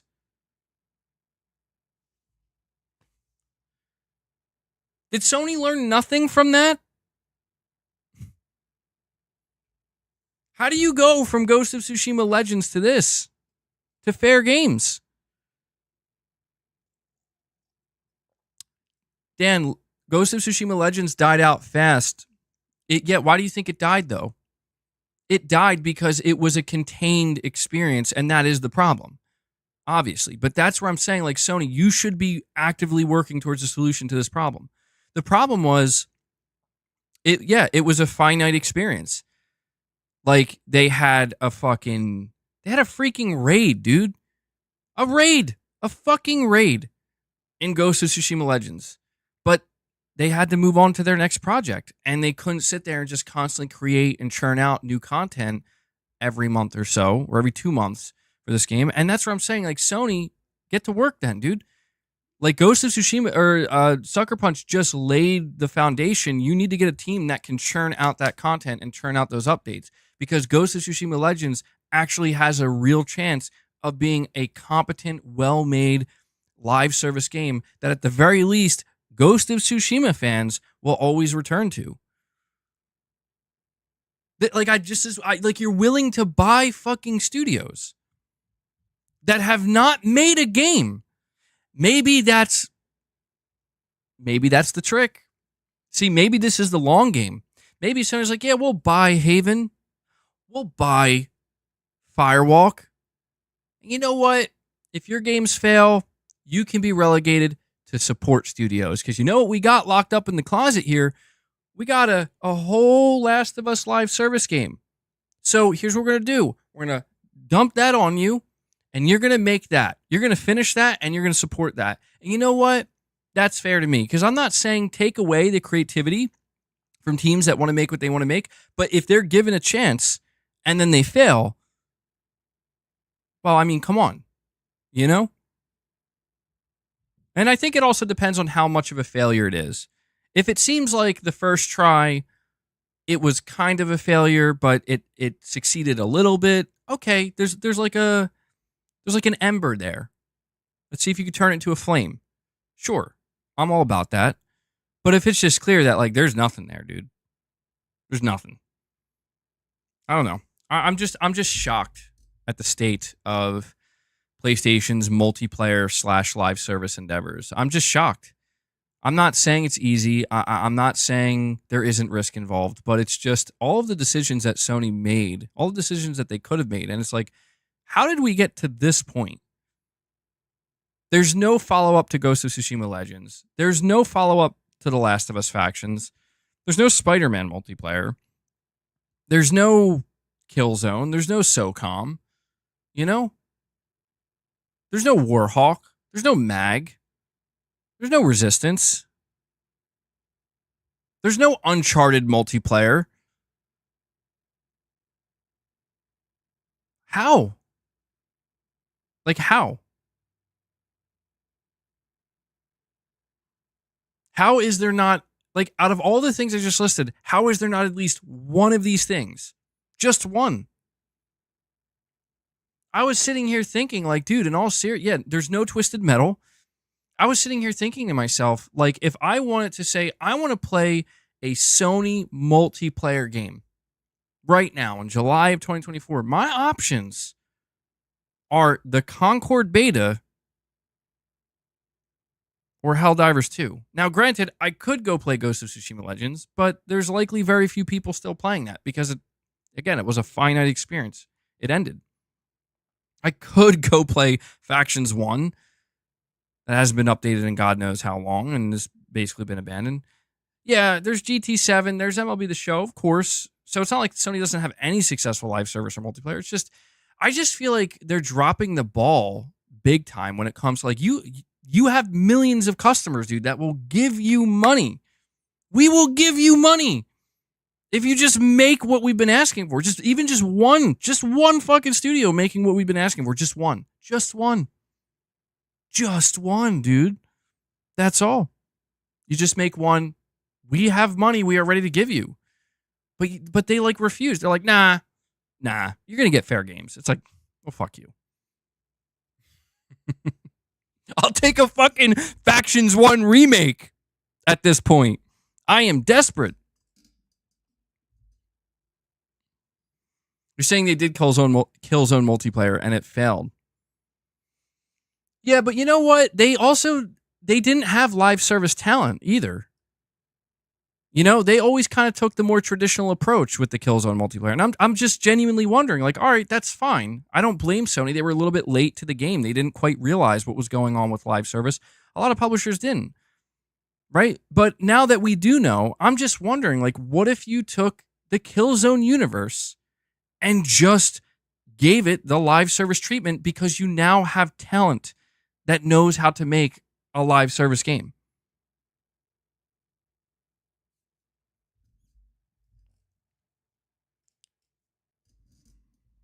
I'm just wondering, like, I mean, look, maybe the outcome would be the same. And if that happened, it's like, dude, that would fail too.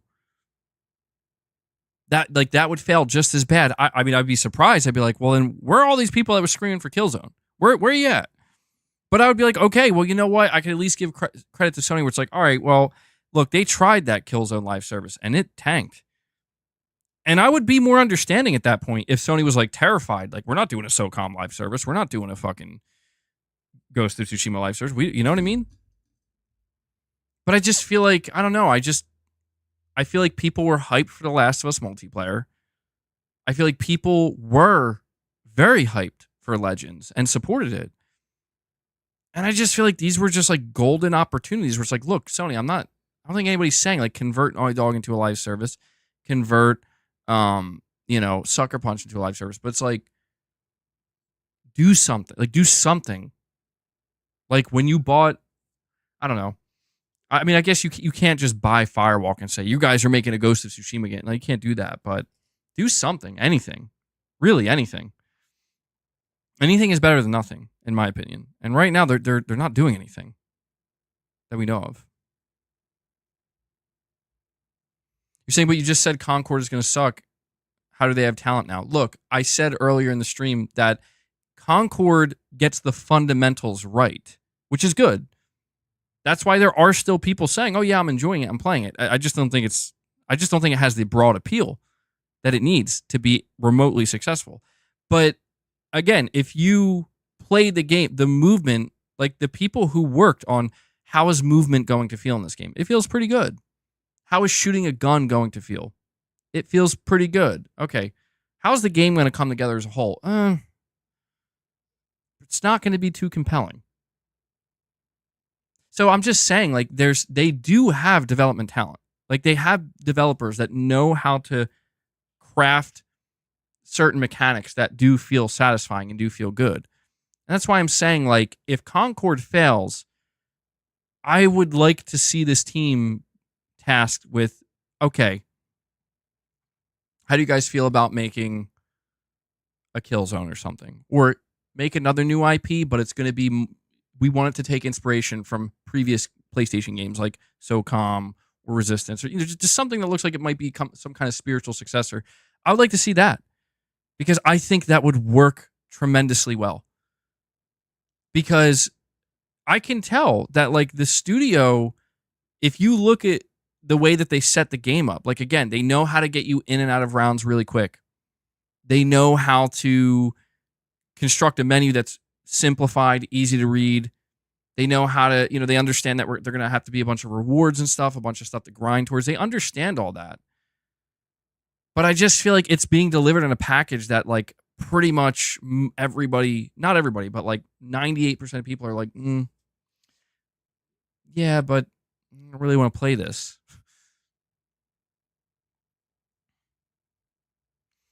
We have Cypherpunk saying, apart from the usual big multiplayer games, it's extremely hard to break into that market and even harder to last.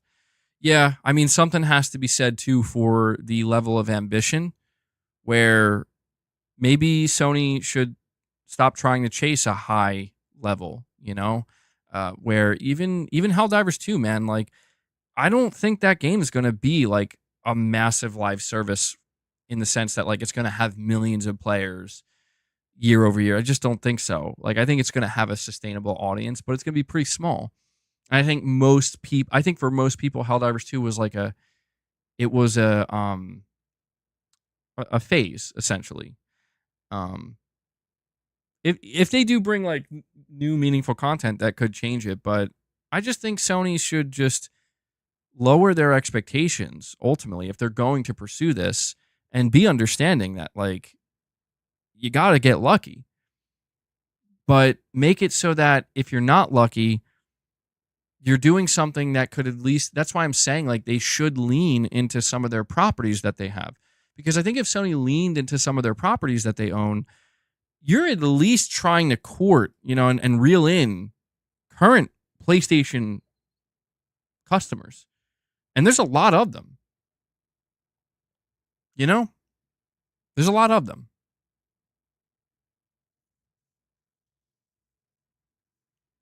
Absolutely not. Scoop ball. You're saying MBG, so basically you want an IP you can recognize. If Concord was the same but named SOCOM heist, it'd be okay. Fuck no, dude.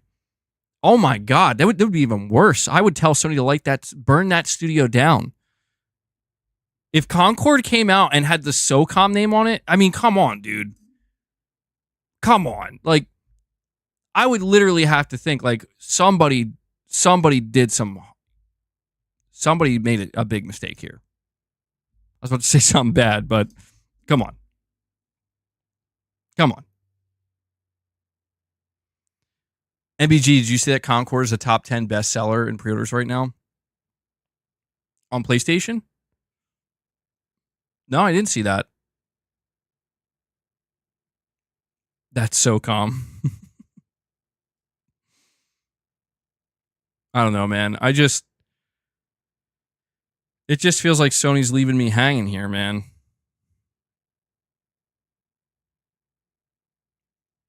We have Waylark saying, so you want a studio that gave pronouns to a robot to make Killzone or SOCOM, LOL. Well, I guess my hope, yeah, because you're right. You're right. Like, fuck. Maybe never mind. Maybe just shut him down. Get him out of here. I guess my hope is that if a studio like Firewalk was given like an IP that, you know, people were very much like, oh, I'm so happy to see it come back. Like, treat it with some damn respect, you know? And we have actually Get Some Trismegistus coming in with another 5-bomb. Say hello to democracy. There we go. Actually dropping 5 more membership gifts for you guys, bringing us up to 17. Guys, we are very close to hitting our goal today of 25. Let's see if we can make that happen. Appreciate all the support you guys continue to show the channel and the community. Couldn't do it without you. Thank you, actually. Good shit, bro.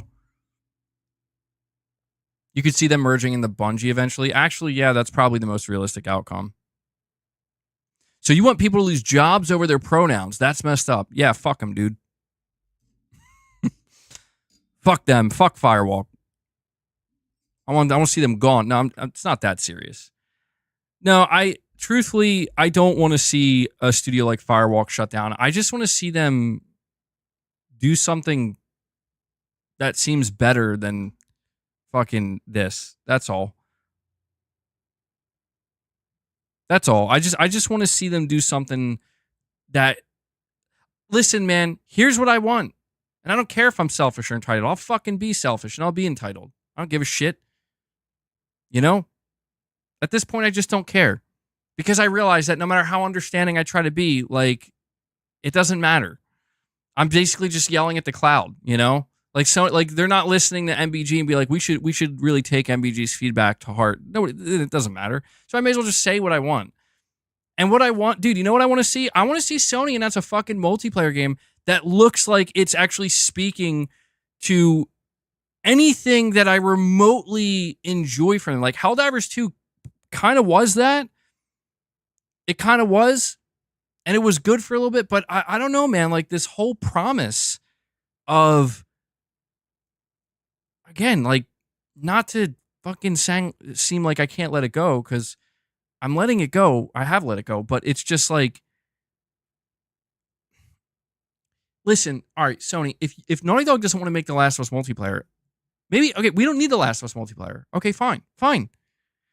Can we just get a fucking team making some kind of multiplayer game that looks like it's leaning towards a darker aesthetic, something that's not fucking over the top, colorful and ridiculous and in my face, and like seems like it's trying to appeal to, like, you know, fucking the age of fucking people, you know, kids being on TikTok and shit. Can we get one of those? But, you know, that's all. Just one, bro. I'm getting desperate. I'm getting desperate. Because you already know. Listen, you already know when we get that Guerrilla Horizon multiplayer game, you already know, dude. You already know. I don't even need to say anymore. You already know. Saying you saw me streaming, you suck at aiming. You shut your mouth. You shut your mouth. No, yeah, it was pretty funny, dude. I got it. You know what though? I will say, I think it was B Flesher. He's like, bro, you need to lower your sensitivity. He's like, trust me, lower your sensitivity. You're gonna aim a lot better. And I did. And dude, I was doing like 10 times better. I was like, holy shit. Like the setting that I switched, I think I put it from 4 to 3. I lowered it from 4 to 3. And I feel like 3 should have been the like actual setting it was set at, the sensitivity. Yeah, the sensitivity at default by default is very. I was just like all over the place, dude. You had yours on max. We have Disco Cobra 2013. Thank you, buddy, for the super chat. You're saying, so is the Concord demo really that good? I'm just now coming in to break up the chaos of today. We still expecting a showcase in September. Any indication of that? No, I do not think Concord's very good. Again. Concord is a competently made game, but it lacks any type of true identity and anything that's going to allow it to stand out on its own to find, in my opinion, any type of meaningful success. And there's also the whole aspect of, like, I think aesthetically the game looks god-awful. I felt the same way about Destruction All-Stars. I just don't understand this aesthetic that these studios keep going for. I don't know what to call it. You guys can figure out some kind of name. But I appreciate you stopping by, Disco Cobra. You're saying we're still expecting a showcase in September. We fucking better. Sony fucking better do a showcase in September. I've had it, man. Like Sony's out here giving me a fucking Concord beta. Now, granted, we are getting Astrobot, but they're out here giving me a Concord beta, and they still won't announce a damn showcase. Where's the showcase, Sony?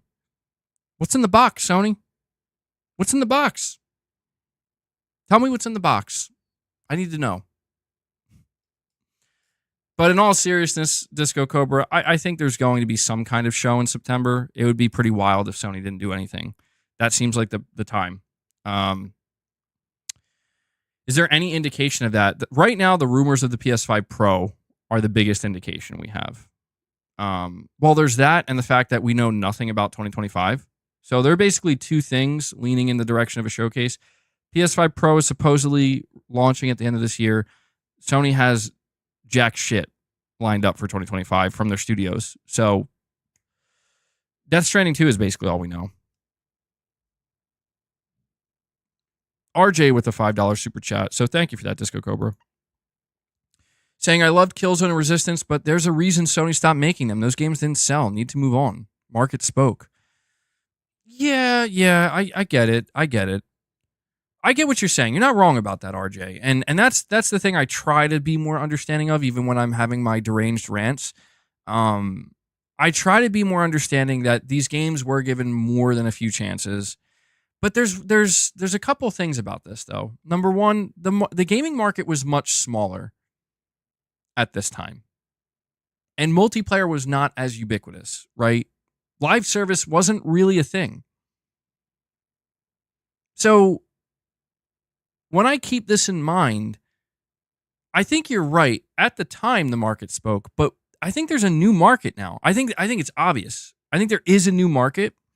And maybe Sony is like fearful that if they do make a Killzone, it's only going to appeal to the core PlayStation. And we already know that the core PlayStation fans, they're not enough to make that game a big enough of a hit.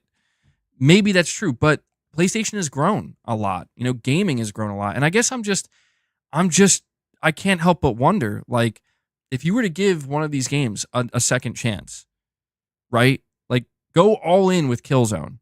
Go all in with the Killzone live service. Put it on PC day one as well. You know, like, give it the best possible chance. How does the market as a whole respond to that now? And who knows? Maybe it's like, oh shit, turns out it's the exact same result that we got with Killzone 1 through, I think they made 4 in total. You know? The same results. It drives me nuts, dude, that it feels like Sony went balls to the wall with so many of these multiplayer games. during the PS3 era when like it's too soon. Like it's too soon, man. Like live service isn't really a thing yet. And then on the PS4 generation, they're like, okay, well, let's just move on. And like here they are where it's like, oh shit, we got to do something with live service. And I'm like, guys, I think you just got to give these things one more real chance because the market has changed. You're right. The market did speak back in 2006, back in 2009, back in 2012. But it's 2024, dude. And I think that the market might be much more receptive to some of these games than they ever were in the past, if they're handled correctly. Now, I mean, you have to think, oh, are they going to make it for a modern audience? Listen, obviously there's some tweaks that need to be made, but they don't have to be too extreme. Some basic tweaks that can be made, shit that's, that's everywhere, basically. Somebody made a joke where it's like, oh, if they do a modern SOCOM, it's going to be all female Navy SEALs. It's like, yeah, that's a pretty ridiculous thought. But it's like, okay, if you were to make a SOCOM live service game, it would be totally fine to create a female character to play as. You know what I mean? So female gamers can feel like, oh, cool, I could play as a female. That like stuff like that. Resistance got 5 games. See, that's what I mean, dude. That's what I mean. Is like these games, I feel like they were too many too soon. You hear the saying, too little, too late. I feel like these games suffered from the opposite. Too many too soon, man. And I feel like that's a rare circumstance. They had their shot. I'm sorry. No. It's like Herman Hulst is currently in the process of greenlighting a freaking Killzone, a SOCOM, a Resistance. They're gonna figure out what to do with the Last of Us live service. Like he's doing it all. Yeah, I don't know, man. It's just I imagine that maybe a difficulty Sony has is finding the right studio. And I've mentioned this as well. And I do try to be mindful of that you can't just like dump a game on a studio and just say, make this and make it good. Because there has to be a balance where the studio has to have a genuine interest in it. They have to have a certain level of expertise. Like you can't just give SOCOM to anybody. At least I don't think so. I think if you do that, you're really running a high risk unnecessarily. Where you got to give SOCOM to a team that knows how to make, like they understand tactical gameplay and they understand third-person shooting. I think right now I'm trying to think like which team at Sony would fit that bill. You know what? Not even at Sony. What development team in the industry right now seems like they would be a good fit to make a SOCOM game? I'm actually curious, chat. Do any of you have any ideas of like a studio? Doesn't have to be a Sony studio, just a studio, not a Microsoft studio or anything like that, obviously. Like a studio that they could reach out to that could make a modern SOCOM game. Is there anyone you can think of? And actually get some Trismegistus is keeping the member train rolling today by dropping another 5 membership gifts for you guys. Actually is unstoppable today. I got to give him another one of these. And, we'll throw one of these in here. Just because. I know Exley's screaming in horror. Exley's real-time reaction to the Fair Games trailer, bro. That was his reaction in real time. Thank you, Exley. That brings us up to 22 members, guys. We are 3 members away. We are 3 members away from hitting our goal. Let's see if we can do it, guys. Exley's trying to keep that member train going.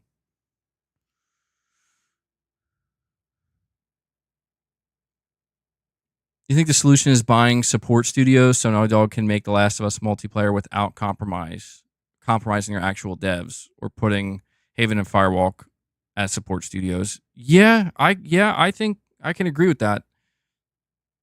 I would like to see that, because it kills me that the only reason we didn't get The Last of Us multiplayer was because Naughty Dog was like, we don't want to continue to just work on this.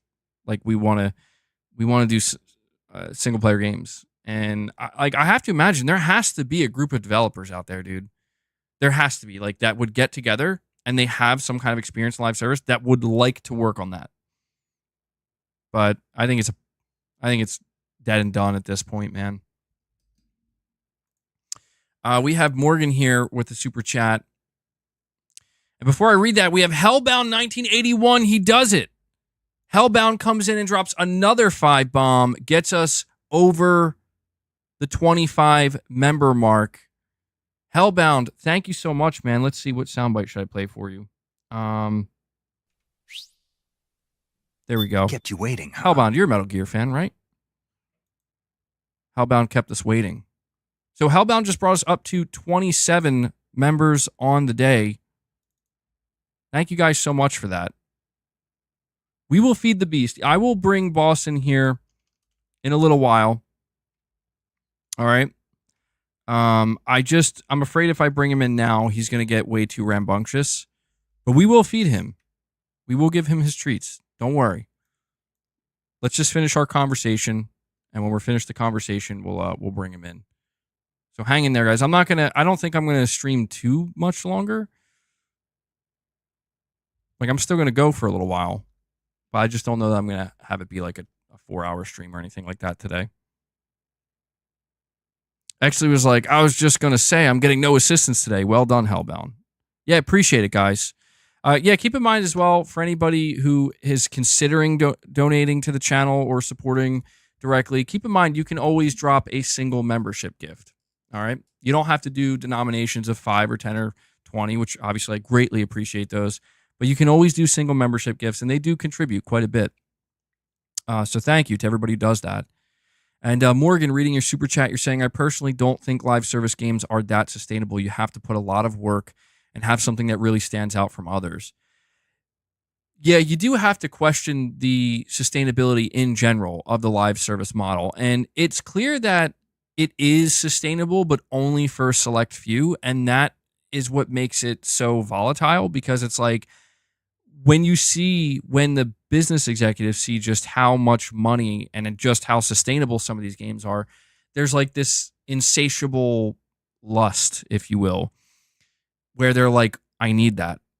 I need it. I don't just want it. I need it. Like, I need to have that game. I need to have a GTA Online. I need to have a sports game. I need to have, Call of Duty. Like, and I need to have a Fortnite. And they see that because they just see the money, dude. The amount of money that these successful live service games make is unbelievable. So it's understandable why every video game publisher and every shareholder is just salivating from the mouth. We're like, I need that. I need that money. And it is greed, obviously, but it's real. Like, it's real. I'm not saying the greed is justifiable, but the amount of money that these games make, you can kind of just see where the dots connect there.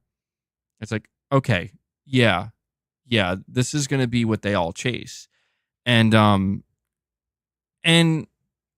I think, I don't know, I almost wonder if, like, Sony's idea was, let's just buy a couple of live service studios, but let's make sure the last one we buy is like potentially a guarantee, like the biggest guarantee we can get. And if we look at Firewalk, and if we look at Haven, and maybe even Guerrilla Games, maybe their live service game doesn't work out either. And by the end of it, it's like Destiny is like, and Marathon. Because apparently Destiny 3 is in development. These are like the only things. Maybe that's it. Maybe it's just Bungie will have to be Sony's live service juggernaut in the end. And I don't know. I mean, if you think about the long run for Bungie, the long run for any of these studios, it's not totally inconceivable to think that not in the next 3 years, not in the, maybe not even in the next 5 years, but in the long run, assuming that Sony's not going to immediately shut any of these studios down, and assuming that none of these games hit big like Sony was hoping, it's not inconceivable to think that they could eventually turn into support studios, and maybe that would be the best outcome overall, where it's like we can retain the talent, we can keep the studio alive and running, but really what they're going to do is they're going to support bigger live service. And there's kind of like what we just said about The Last of Us multiplayer, where even though it may seem unlikely, is it possible that Firewalk Again, I know it sounds unlikely. Is it possible in the next like 6 to 7 years, The Last of Us Part 3 is announced, and part of that announcement is, hey guys, we are actually doing the multiplayer this time.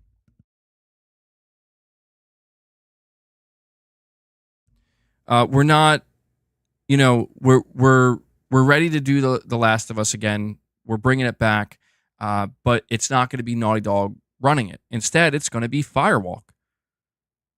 And it's like, wait, aren't those the dudes who made Concord? Yeah, but now they're gonna make content for the Last of Us multiplayer and keep it running. I mean, is that totally inconceivable? I don't think it is. I really don't think it is. And honestly, truthfully, people talk, oh, well, this Firewalk is a woke studio. Well, Naughty Dog's woke too. So maybe they'll get along great. I don't know. Firewalk and Haven will be support studios for Bungie in 2 years. Destiny 2 Marathon and Gummy Bears. Yeah, I heard about that Gummy Bear project. I think that project is on ice, though. I heard people say before, like, what if Bungie was given The Last of Us multiplayer? I don't know about that. I mean, Bungie's massive. I don't know. They'll outwoke each other. There you go. Yeah, who's going to outwoke who? That's so funny. So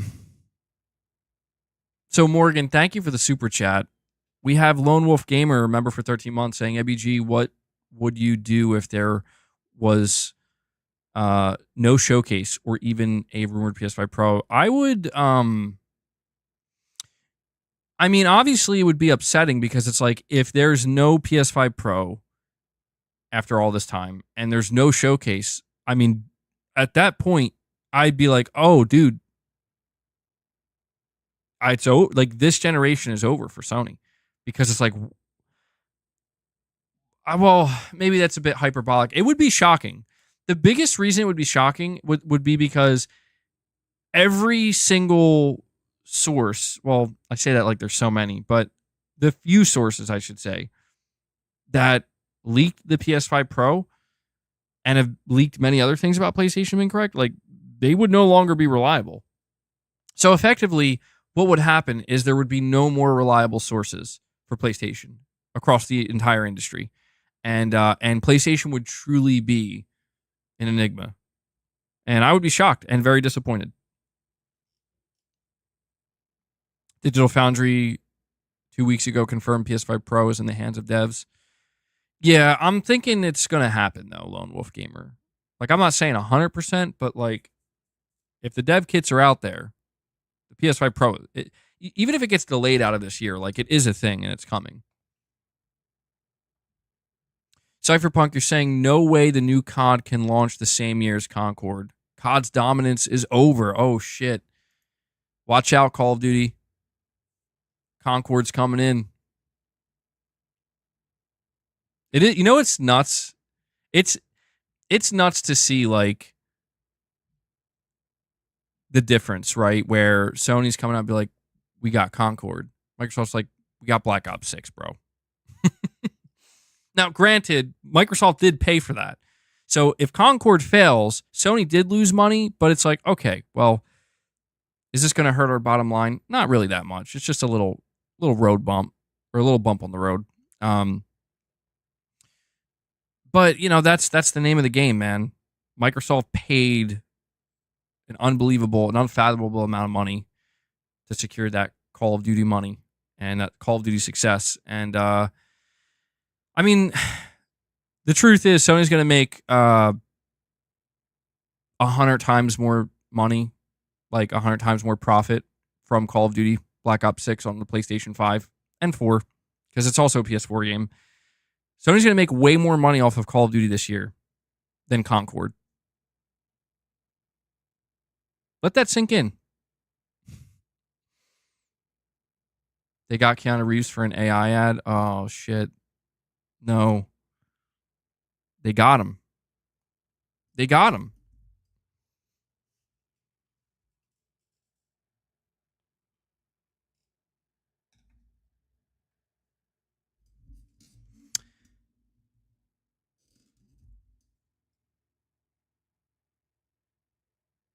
Yeah, well,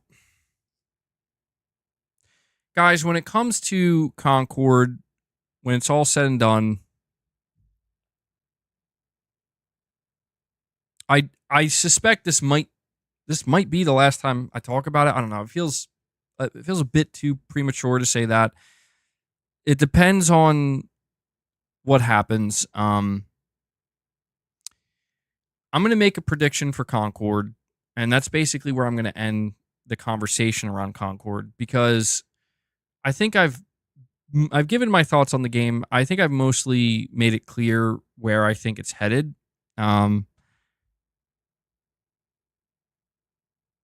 But the prediction I want to end with is that I think Concord is going to show maybe one or two signs along the way that it might stand a chance.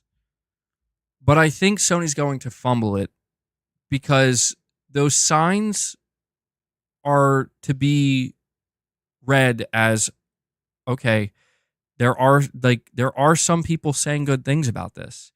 So we clearly have a good playing game, like a game that has some good and fun gameplay. But I think Sony's going to fumble it by not making it free to play. And I think that if they do put it on PlayStation Plus, or if they do actually make it go full blown free to play, I think it will be too late. And I just don't think that the game is going to have a different. Let me put it to you this way. I think the game is going to have the same fate as Destruction All-Stars. It just might hang on a little bit longer. I think Concord is ultimately going to be a game that does get put into PlayStation Plus. They try to continue to keep a player base there, but as time goes on, it's just not going to hang on. And it's going to basically just end up in the graveyard of failed live service attempts, not just from Sony, but in this industry. And saying Concord is way better than Destruction All-Stars, though, I do agree from a gameplay perspective, Concord is significantly better. Destruction All-Stars was really lacking something fundamental. And I think that Concord is not lacking. Like, the biggest thing that Concord is lacking from a fundamental standpoint is, again, the creativity of really trying to do something that is genuinely unique. There's nothing genuinely unique about Concord, and it doesn't need to be. I said this earlier, it doesn't need to be. But my prediction ultimately, look, I know some people are going to disagree. I know some people are going to still defend it. And I'm not, look, you don't have to defend it. Like, I could be totally wrong. Spend your money how you want. I'm not here to tell people what to support, what to enjoy, what not to enjoy. That's not my place. My place here is to just give you my thoughts, give you my predictions. And my prediction is that I don't think Concord's going to last. I don't think it's going to have a strong launch. I don't think it's going to have a large player base. And I think that over the course of 2025, we're going to be hearing nothing but bad news about Firewalk and what's going on with the studio. That's my prediction. And I know it's very doom and gloom. I just want to add the caveat that I could be totally wrong.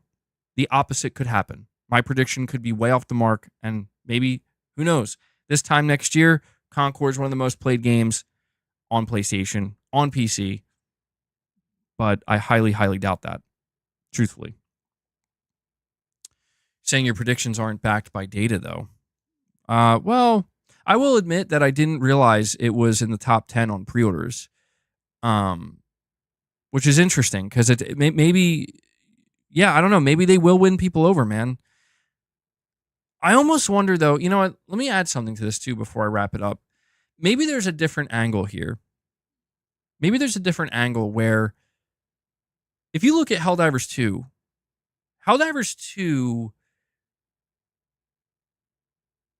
the thing that made it so profitable and so rewarding, I guess, for Sony is just pure sales.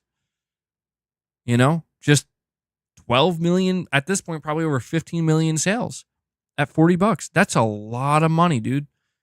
That's a lot of money. Now, I'm not saying Concord's going to do those numbers, not anywhere close.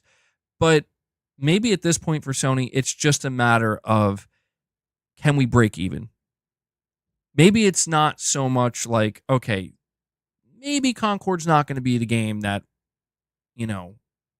is sustained for 5+ years. Maybe it's not that, but can it break even? Maybe it can, because we don't know the cost of the game. All we know is that Sony did buy the studio, and I can't imagine it was the cheapest thing in the world. I'm not saying they paid like tens of, I don't know. How much do you think Concord or Firewalk Studio cost? They didn't disclose how much they paid for them. I have to imagine it wasn't like a insanely high number. So I guess at this point, it's just a matter of like, can we ultimately recoup the cost of not only the investment in the studio and the purchase of it, but the game itself? And maybe that's all that they really need to do. But I guess the question at that point is, how many units do you need to sell at $40? How many $60 versions of the game do you have to sell? I don't know, man. These are questions that only Sony knows the answer to. And I know I keep saying, oh, this is the last thing, but this should be the last thing. The only other thing I'm going to say is that I don't plan to necessarily talk about Concord that much going forward. Like, I might have to talk about it if the open beta happens and boom, it explodes on PC. And it's like, holy shit, okay, let's erase everything I said. This game is going to be a huge hit. If that happens, I'll talk about it.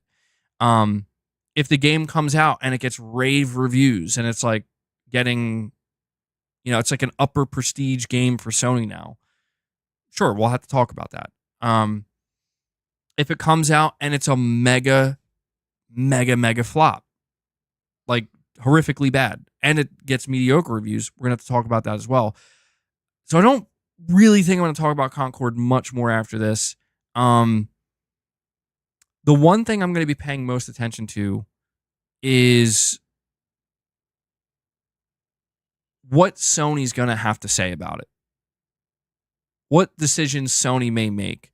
Because I just get this feeling that Sony is kind of in a no-nonsense mode right now, where, they are trying to lower the cost of their games.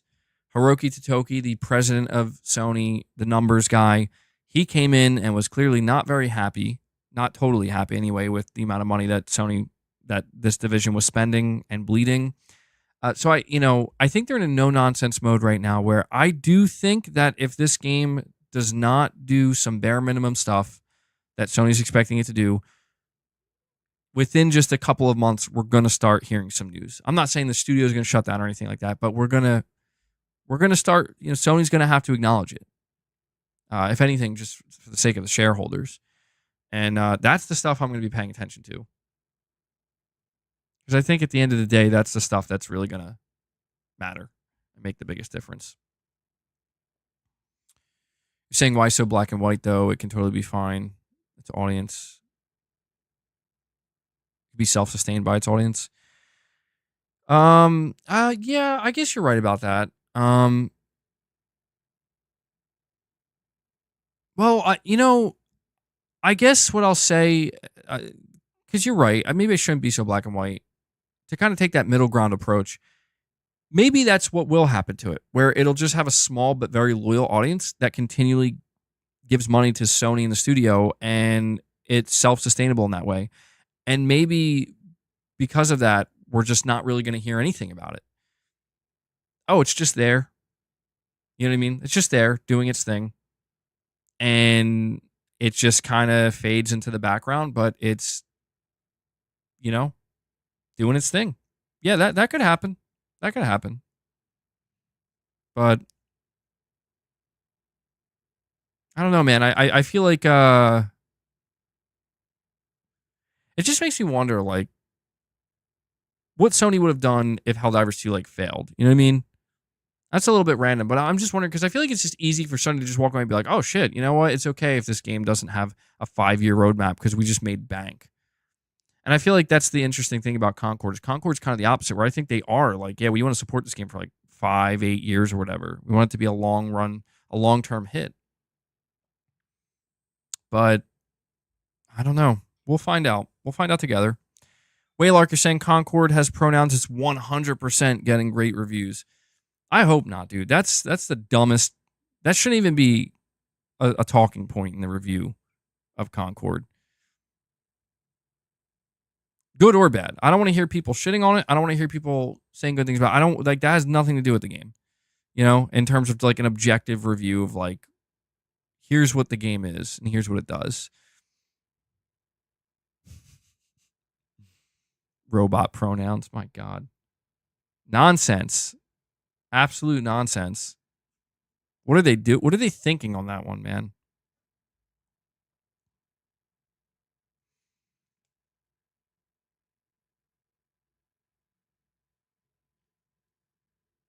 Why do I care? Well, I actually don't that much. I only care while I'm sitting here streaming. The truth is, like, they could fucking do what they want. Like, here's how much I care. I open the game, I see it there, and I'm like, well, that's fucking stupid. And then I move on. That's it. That's it. And then maybe when I'm here and we mention it, I'll just continually say that's fucking stupid. But that's about it. That's as far as it goes. Because at the end of the day, man, well, I do technically have time for that shit, but I don't want to have time for that shit. I got to fill my time up with better things. You care way more than that, MBVG.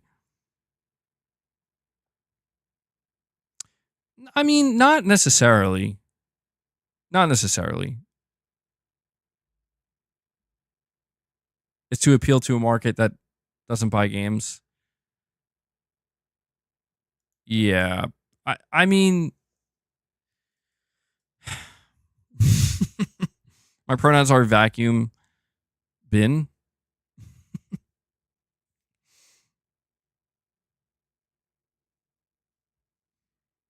Concord defenders, ask yourself, what would you be saying if it had the Xbox logo? Dude, I can tell you right now, I'd be saying the only difference for me, if this was like an Xbox game, is I would be more hesitant to try it just by the sheer fact that the only way I could play the beta is I would have to do so on PC. And, you know, again, man, I was waiting for the open beta and just booting it up on my PS5, and Sony was like, oh, you could just do that today. I'm like, all right, whatever. Sure. But yeah, I don't know, man.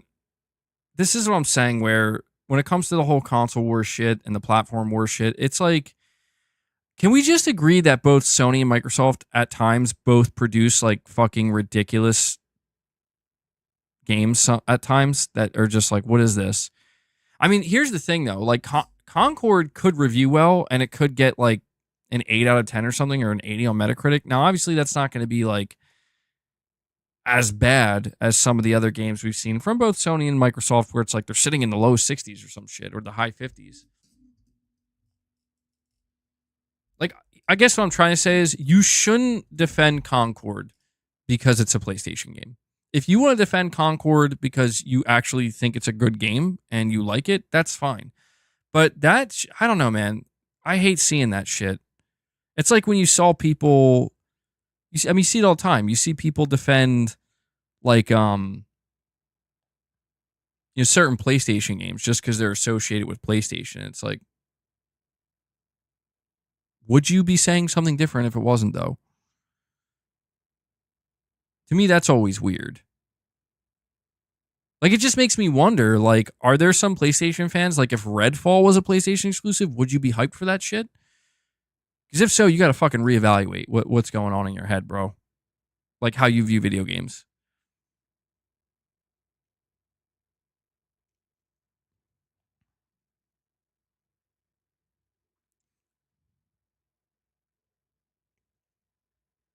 Why are studios getting layoffs? Why are studios closing down? What went wrong? Shelly, you're saying it's nothing like Redfall. Do you hear yourself? No, I'm not comparing Concord to Redfall. No, they're very different games. Completely. They are not the same. The question I asked was in isolation. The question I'm asking is, are there some PlayStation fans that would have felt differently about Redfall if it was a PlayStation exclusive. That has nothing to do with Concord. I mean, it's just a thought, you know, because I think that there are Xbox players, same thing. There are absolutely Xbox players that if Concord was releasing on Xbox right now as an exclusive, they'd be like, oh my God, it looks amazing. Absolutely. And that's the ridiculous bullshit that I think just muddies the water way too much. It's closer to Bleeding Edge than Redfall. Yeah, actually.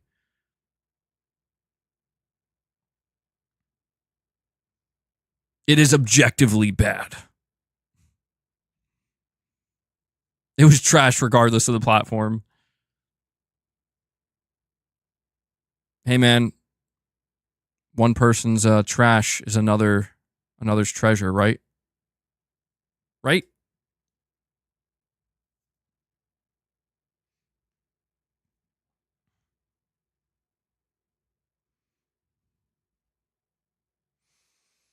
Do you think it would play better on Xbox because of the controller?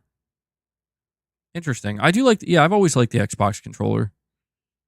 The Xbox controller's always felt good in the hands. Very ergonomic.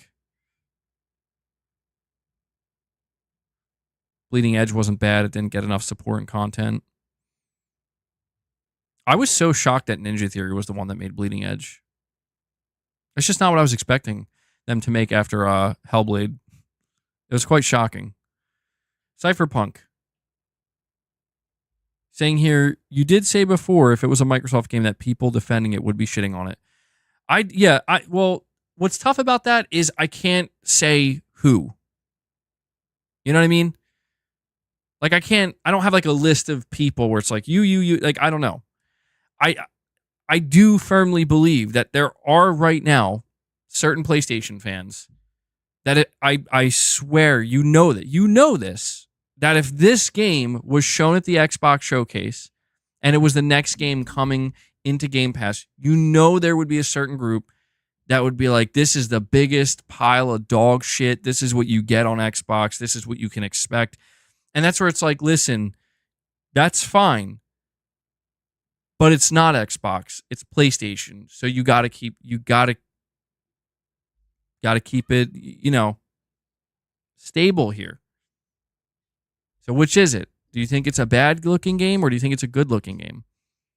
The logo that appears in front of the game shouldn't determine whether or not you think it looks good or looks bad. Now, I will admit, for me, when I see the PlayStation Studios logo pop up, I often do have a higher expectation, which is also why I'm even more critical on Concord, because Sony is kind of, again, for me, there's a certain level of expectation that I feel like they've created where when I look at Concord, I'm just like, I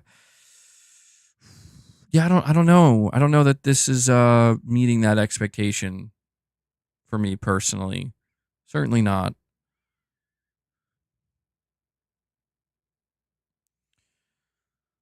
Think Concord will turn out better than Bleeding Edge? I think it has a better chance than Bleeding Edge did.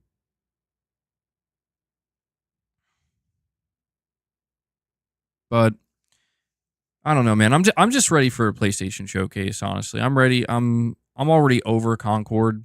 I'm excited for Astrobot. I'm excited for Silent Hill 2. We'll see what happens with Until Dawn. I'm ready for Sony to fucking show something new, something new at a showcase. Any constructive criticism? I guess if I were to try to give any constructive criticism, it's tough because it feels like there are too many things that I feel like it feels like kind of pointless to give constructive criticism in this case, only because it's like it's done. It's a done deal. Like the game's done. It's coming out. But I don't know. I feel like the things that I would like to see changed, and I know it's pretty selfish and entitled, but I don't care. Like I'm just here to give my opinion. I would like to see just a total revamp and rework of the character designs and their personalities, because I will, and I didn't mention this earlier, but there were like some characters I was playing where they would they say their shit, like their lines or whatever, and they're just so fucking bland. Like, I mean, just like one of the characters, every time you click on, I'm just like, that's right. That's right. That's right. Like, what the? Like, just be silent. How about, like, that would be better. Like, don't say anything. That's less annoying. And playing as some of the other characters, I mean, some of the characters seem like they did have personality, but I almost wonder if, like, they overextended here. Like, having 16 characters, that's a lot. I mean, you can't argue there's content in this game. That's a lot of characters. But, like, I don't know, man. They don't all feel like they have certain... Like some of them feel like they've got more love, care, and attention than others. And that's where I almost feel like maybe you should have slimmed down the roster a little bit, because I don't know, some of them just feel like so bland. It almost feels like more thought. Now, granted, we haven't seen all the vignettes, so I want to say that too. Like, maybe it's hard to discern what their personalities are going to be because we're going to find out in these vignettes. But it almost feels like more thought and attention went into, like, their look, like the aesthetic. Where it's like, look at this character, look at the way they're dressed, look at their hairstyle. You know, like look at this mech suit, you know, or whatever, or this guy looks like he's wearing friggin' like shoulder pads, like he was playing hockey or something. It just feels like they went in the direction of, like, caring more about the aesthetic and not so much about making sure that all these characters seem, I don't know, like, stand out. Look at these pronouns. But then, you know, we'll see. That, again, that's what the vignettes are supposed to be for. I guess what I'm trying to say is one of my criticisms is I think maybe having 16 playable characters, I don't know, maybe it's a bit overkill at launch. Maybe it's a little bit overkill. Not saying too much content. It's not about that. It's about, you know, quality over quantity type thing. Maybe it would have been better starting out with 8 or 12, you know? Because, I don't know, there were just some characters where I'll be honest with you, just like straight up looking at him, it's like, I'm not playing that character. Like, what the fuck even is that? You know? But there were certain characters I played where I just felt like, and I get it, like, oh, it's a skill issue, but there were certain characters I played where it was just like, I feel like they're not doing anything. Like, you know who I didn't like? The, what's his name? It's the medic. Not the like heavier set medic, but the Javali or something. You guys know what I'm talking about? It was the other medic, and he just felt totally fucking useless. Jabali, yeah, there we go. Like, I thought he kind of looked cool. Like, I liked the way he looked. I'm like, oh, this guy looks cool. And I don't know, man. Did I fucking suck with him? Every time I was playing as him, I'm like, why does it feel like his gun is doing no damage? Why, like, I feel like you have like this, okay, apparently I'm playing him fucking wrong, and you're saying he's OP? Well, fucking A, dude. Somebody's gonna have to tell me, what are your tactics with this guy? Because I tried playing as him over and over again. I'm like, I don't know. I'm like not, I feel like I'm not doing much of anything. Like, yeah, he heals. I don't know. Maybe I just suck with something. Maybe I'm misinterpreting. You know, it's my perception. I suck at some of these characters, so I hate them. I hate that I suck with this character, therefore this character sucks. I'm trying to think about which character I had the biggest struggle with. Oh, you know what? Yeah, there was a character that I was like, I don't know what I'm doing.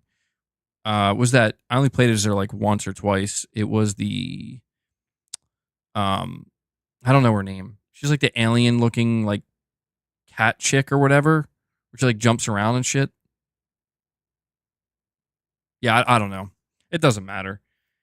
There were some characters I enjoyed. I did like I don't know the names of these characters, by the way. The teleporter, yeah. I like the character that uses the knives, the throwing knives. Although I feel like her melee should be more powerful than it is. But that character was pretty cool. Again, aesthetically fucking stupid. Like, I don't know. I honestly didn't want to play as that character because of the way the character was dressed. I'm like, this looks like, what is she like? What is this red trench coat, purple lipstick? Like, what the fuck is this?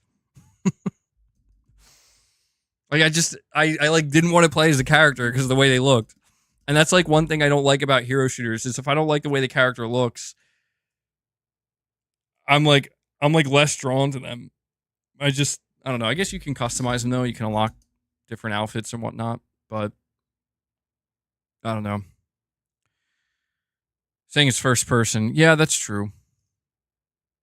But if it's first person, like why can't, I don't know. I don't even know what I'm talking about at this point, dude. I've been talking too long.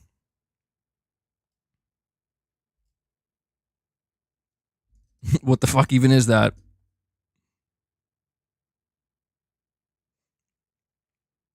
I'm trying to think. Oh, you know what character I really liked? Roka.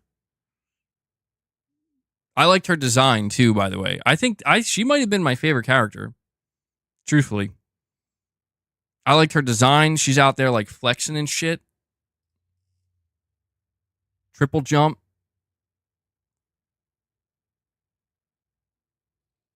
Yeah, I don't know. I like that character. Yeah, the boom chick. She might have been my favorite. I tried playing as a Star Child, but I just couldn't. I like his shotgun a lot. I like Star Child's shotgun, but I could not quite get his movement down. So yeah, I don't know. I do like some of what they're doing in Concord, but I don't know, man. It's one of these things where I feel like I'm trying to like it, and it's just like it's not working, dude. Because I'm like trying to be like, oh well, maybe this could be my first time. It's not my first time getting into a hero shooter, but you know, maybe I could really get into this hero shooter, man, and kind of like, enjoy somewhat what they're trying to do here. But it felt like the longer I played, the more I just was like, I can't. It's just not there, man. It's not there. Something about it. Dude, I'll be real with you, straight up. Like, the vignette that they showed at the beginning made me not want to play the game. I'm like, guys, I hope you have some better vignettes and cutscenes coming, because this one just made me not want to play your game. It was so fucking cringe. I'm just like, it made me actually like step outside myself from where I'd be like, bro, you really playing this shit right now? Look at you. Look at you.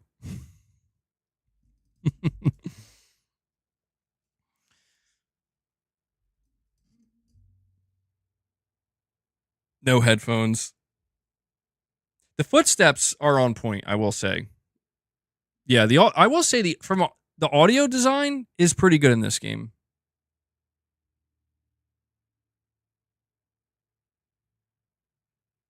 The audio design's pretty good. Again, man, the studio has talent. They know how to make a game. But I just think that the whole concept is where they drop the ball. I think that's the best place to end it. Is I think that I learned what type of studio Firewalk is. They're a woke but also talented studio, and they completely dropped the ball on the concept of this game, in my opinion. I think that is truly where I land with Concord, and yeah, I think that pretty much sums it up.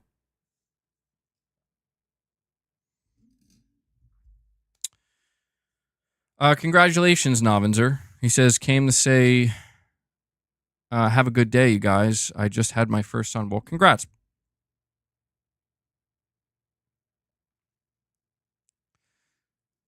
All right. Let's see. All right. Well, guys, I think this is where I'm going to end today's stream. We will have plenty more streams coming throughout the week. So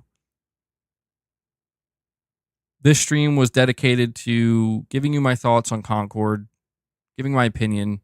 I do need to bring Boss in here and give him some treats, though. So hold on. Let me go grab Boss. we'll feed the beast, and then we'll head out of here.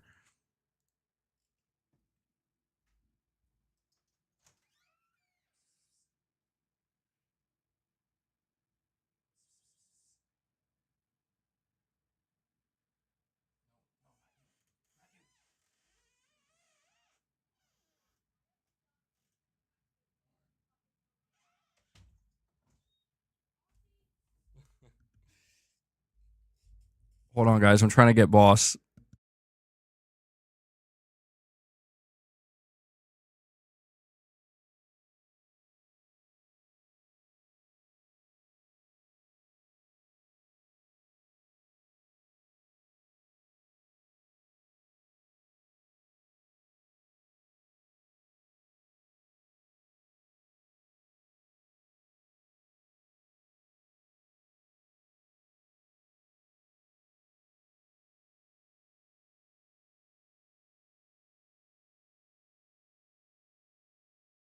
Guys, I'm trying to get him, but he's not coming. He's not coming to the room here.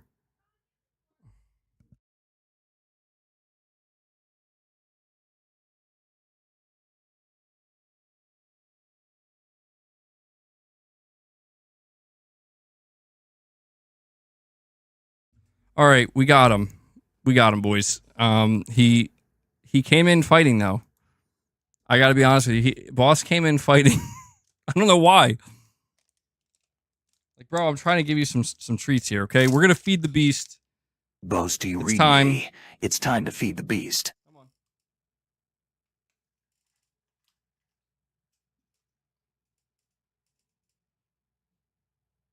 Come on. Do you not want... Uh-oh. This might be a first. Does he not want treats?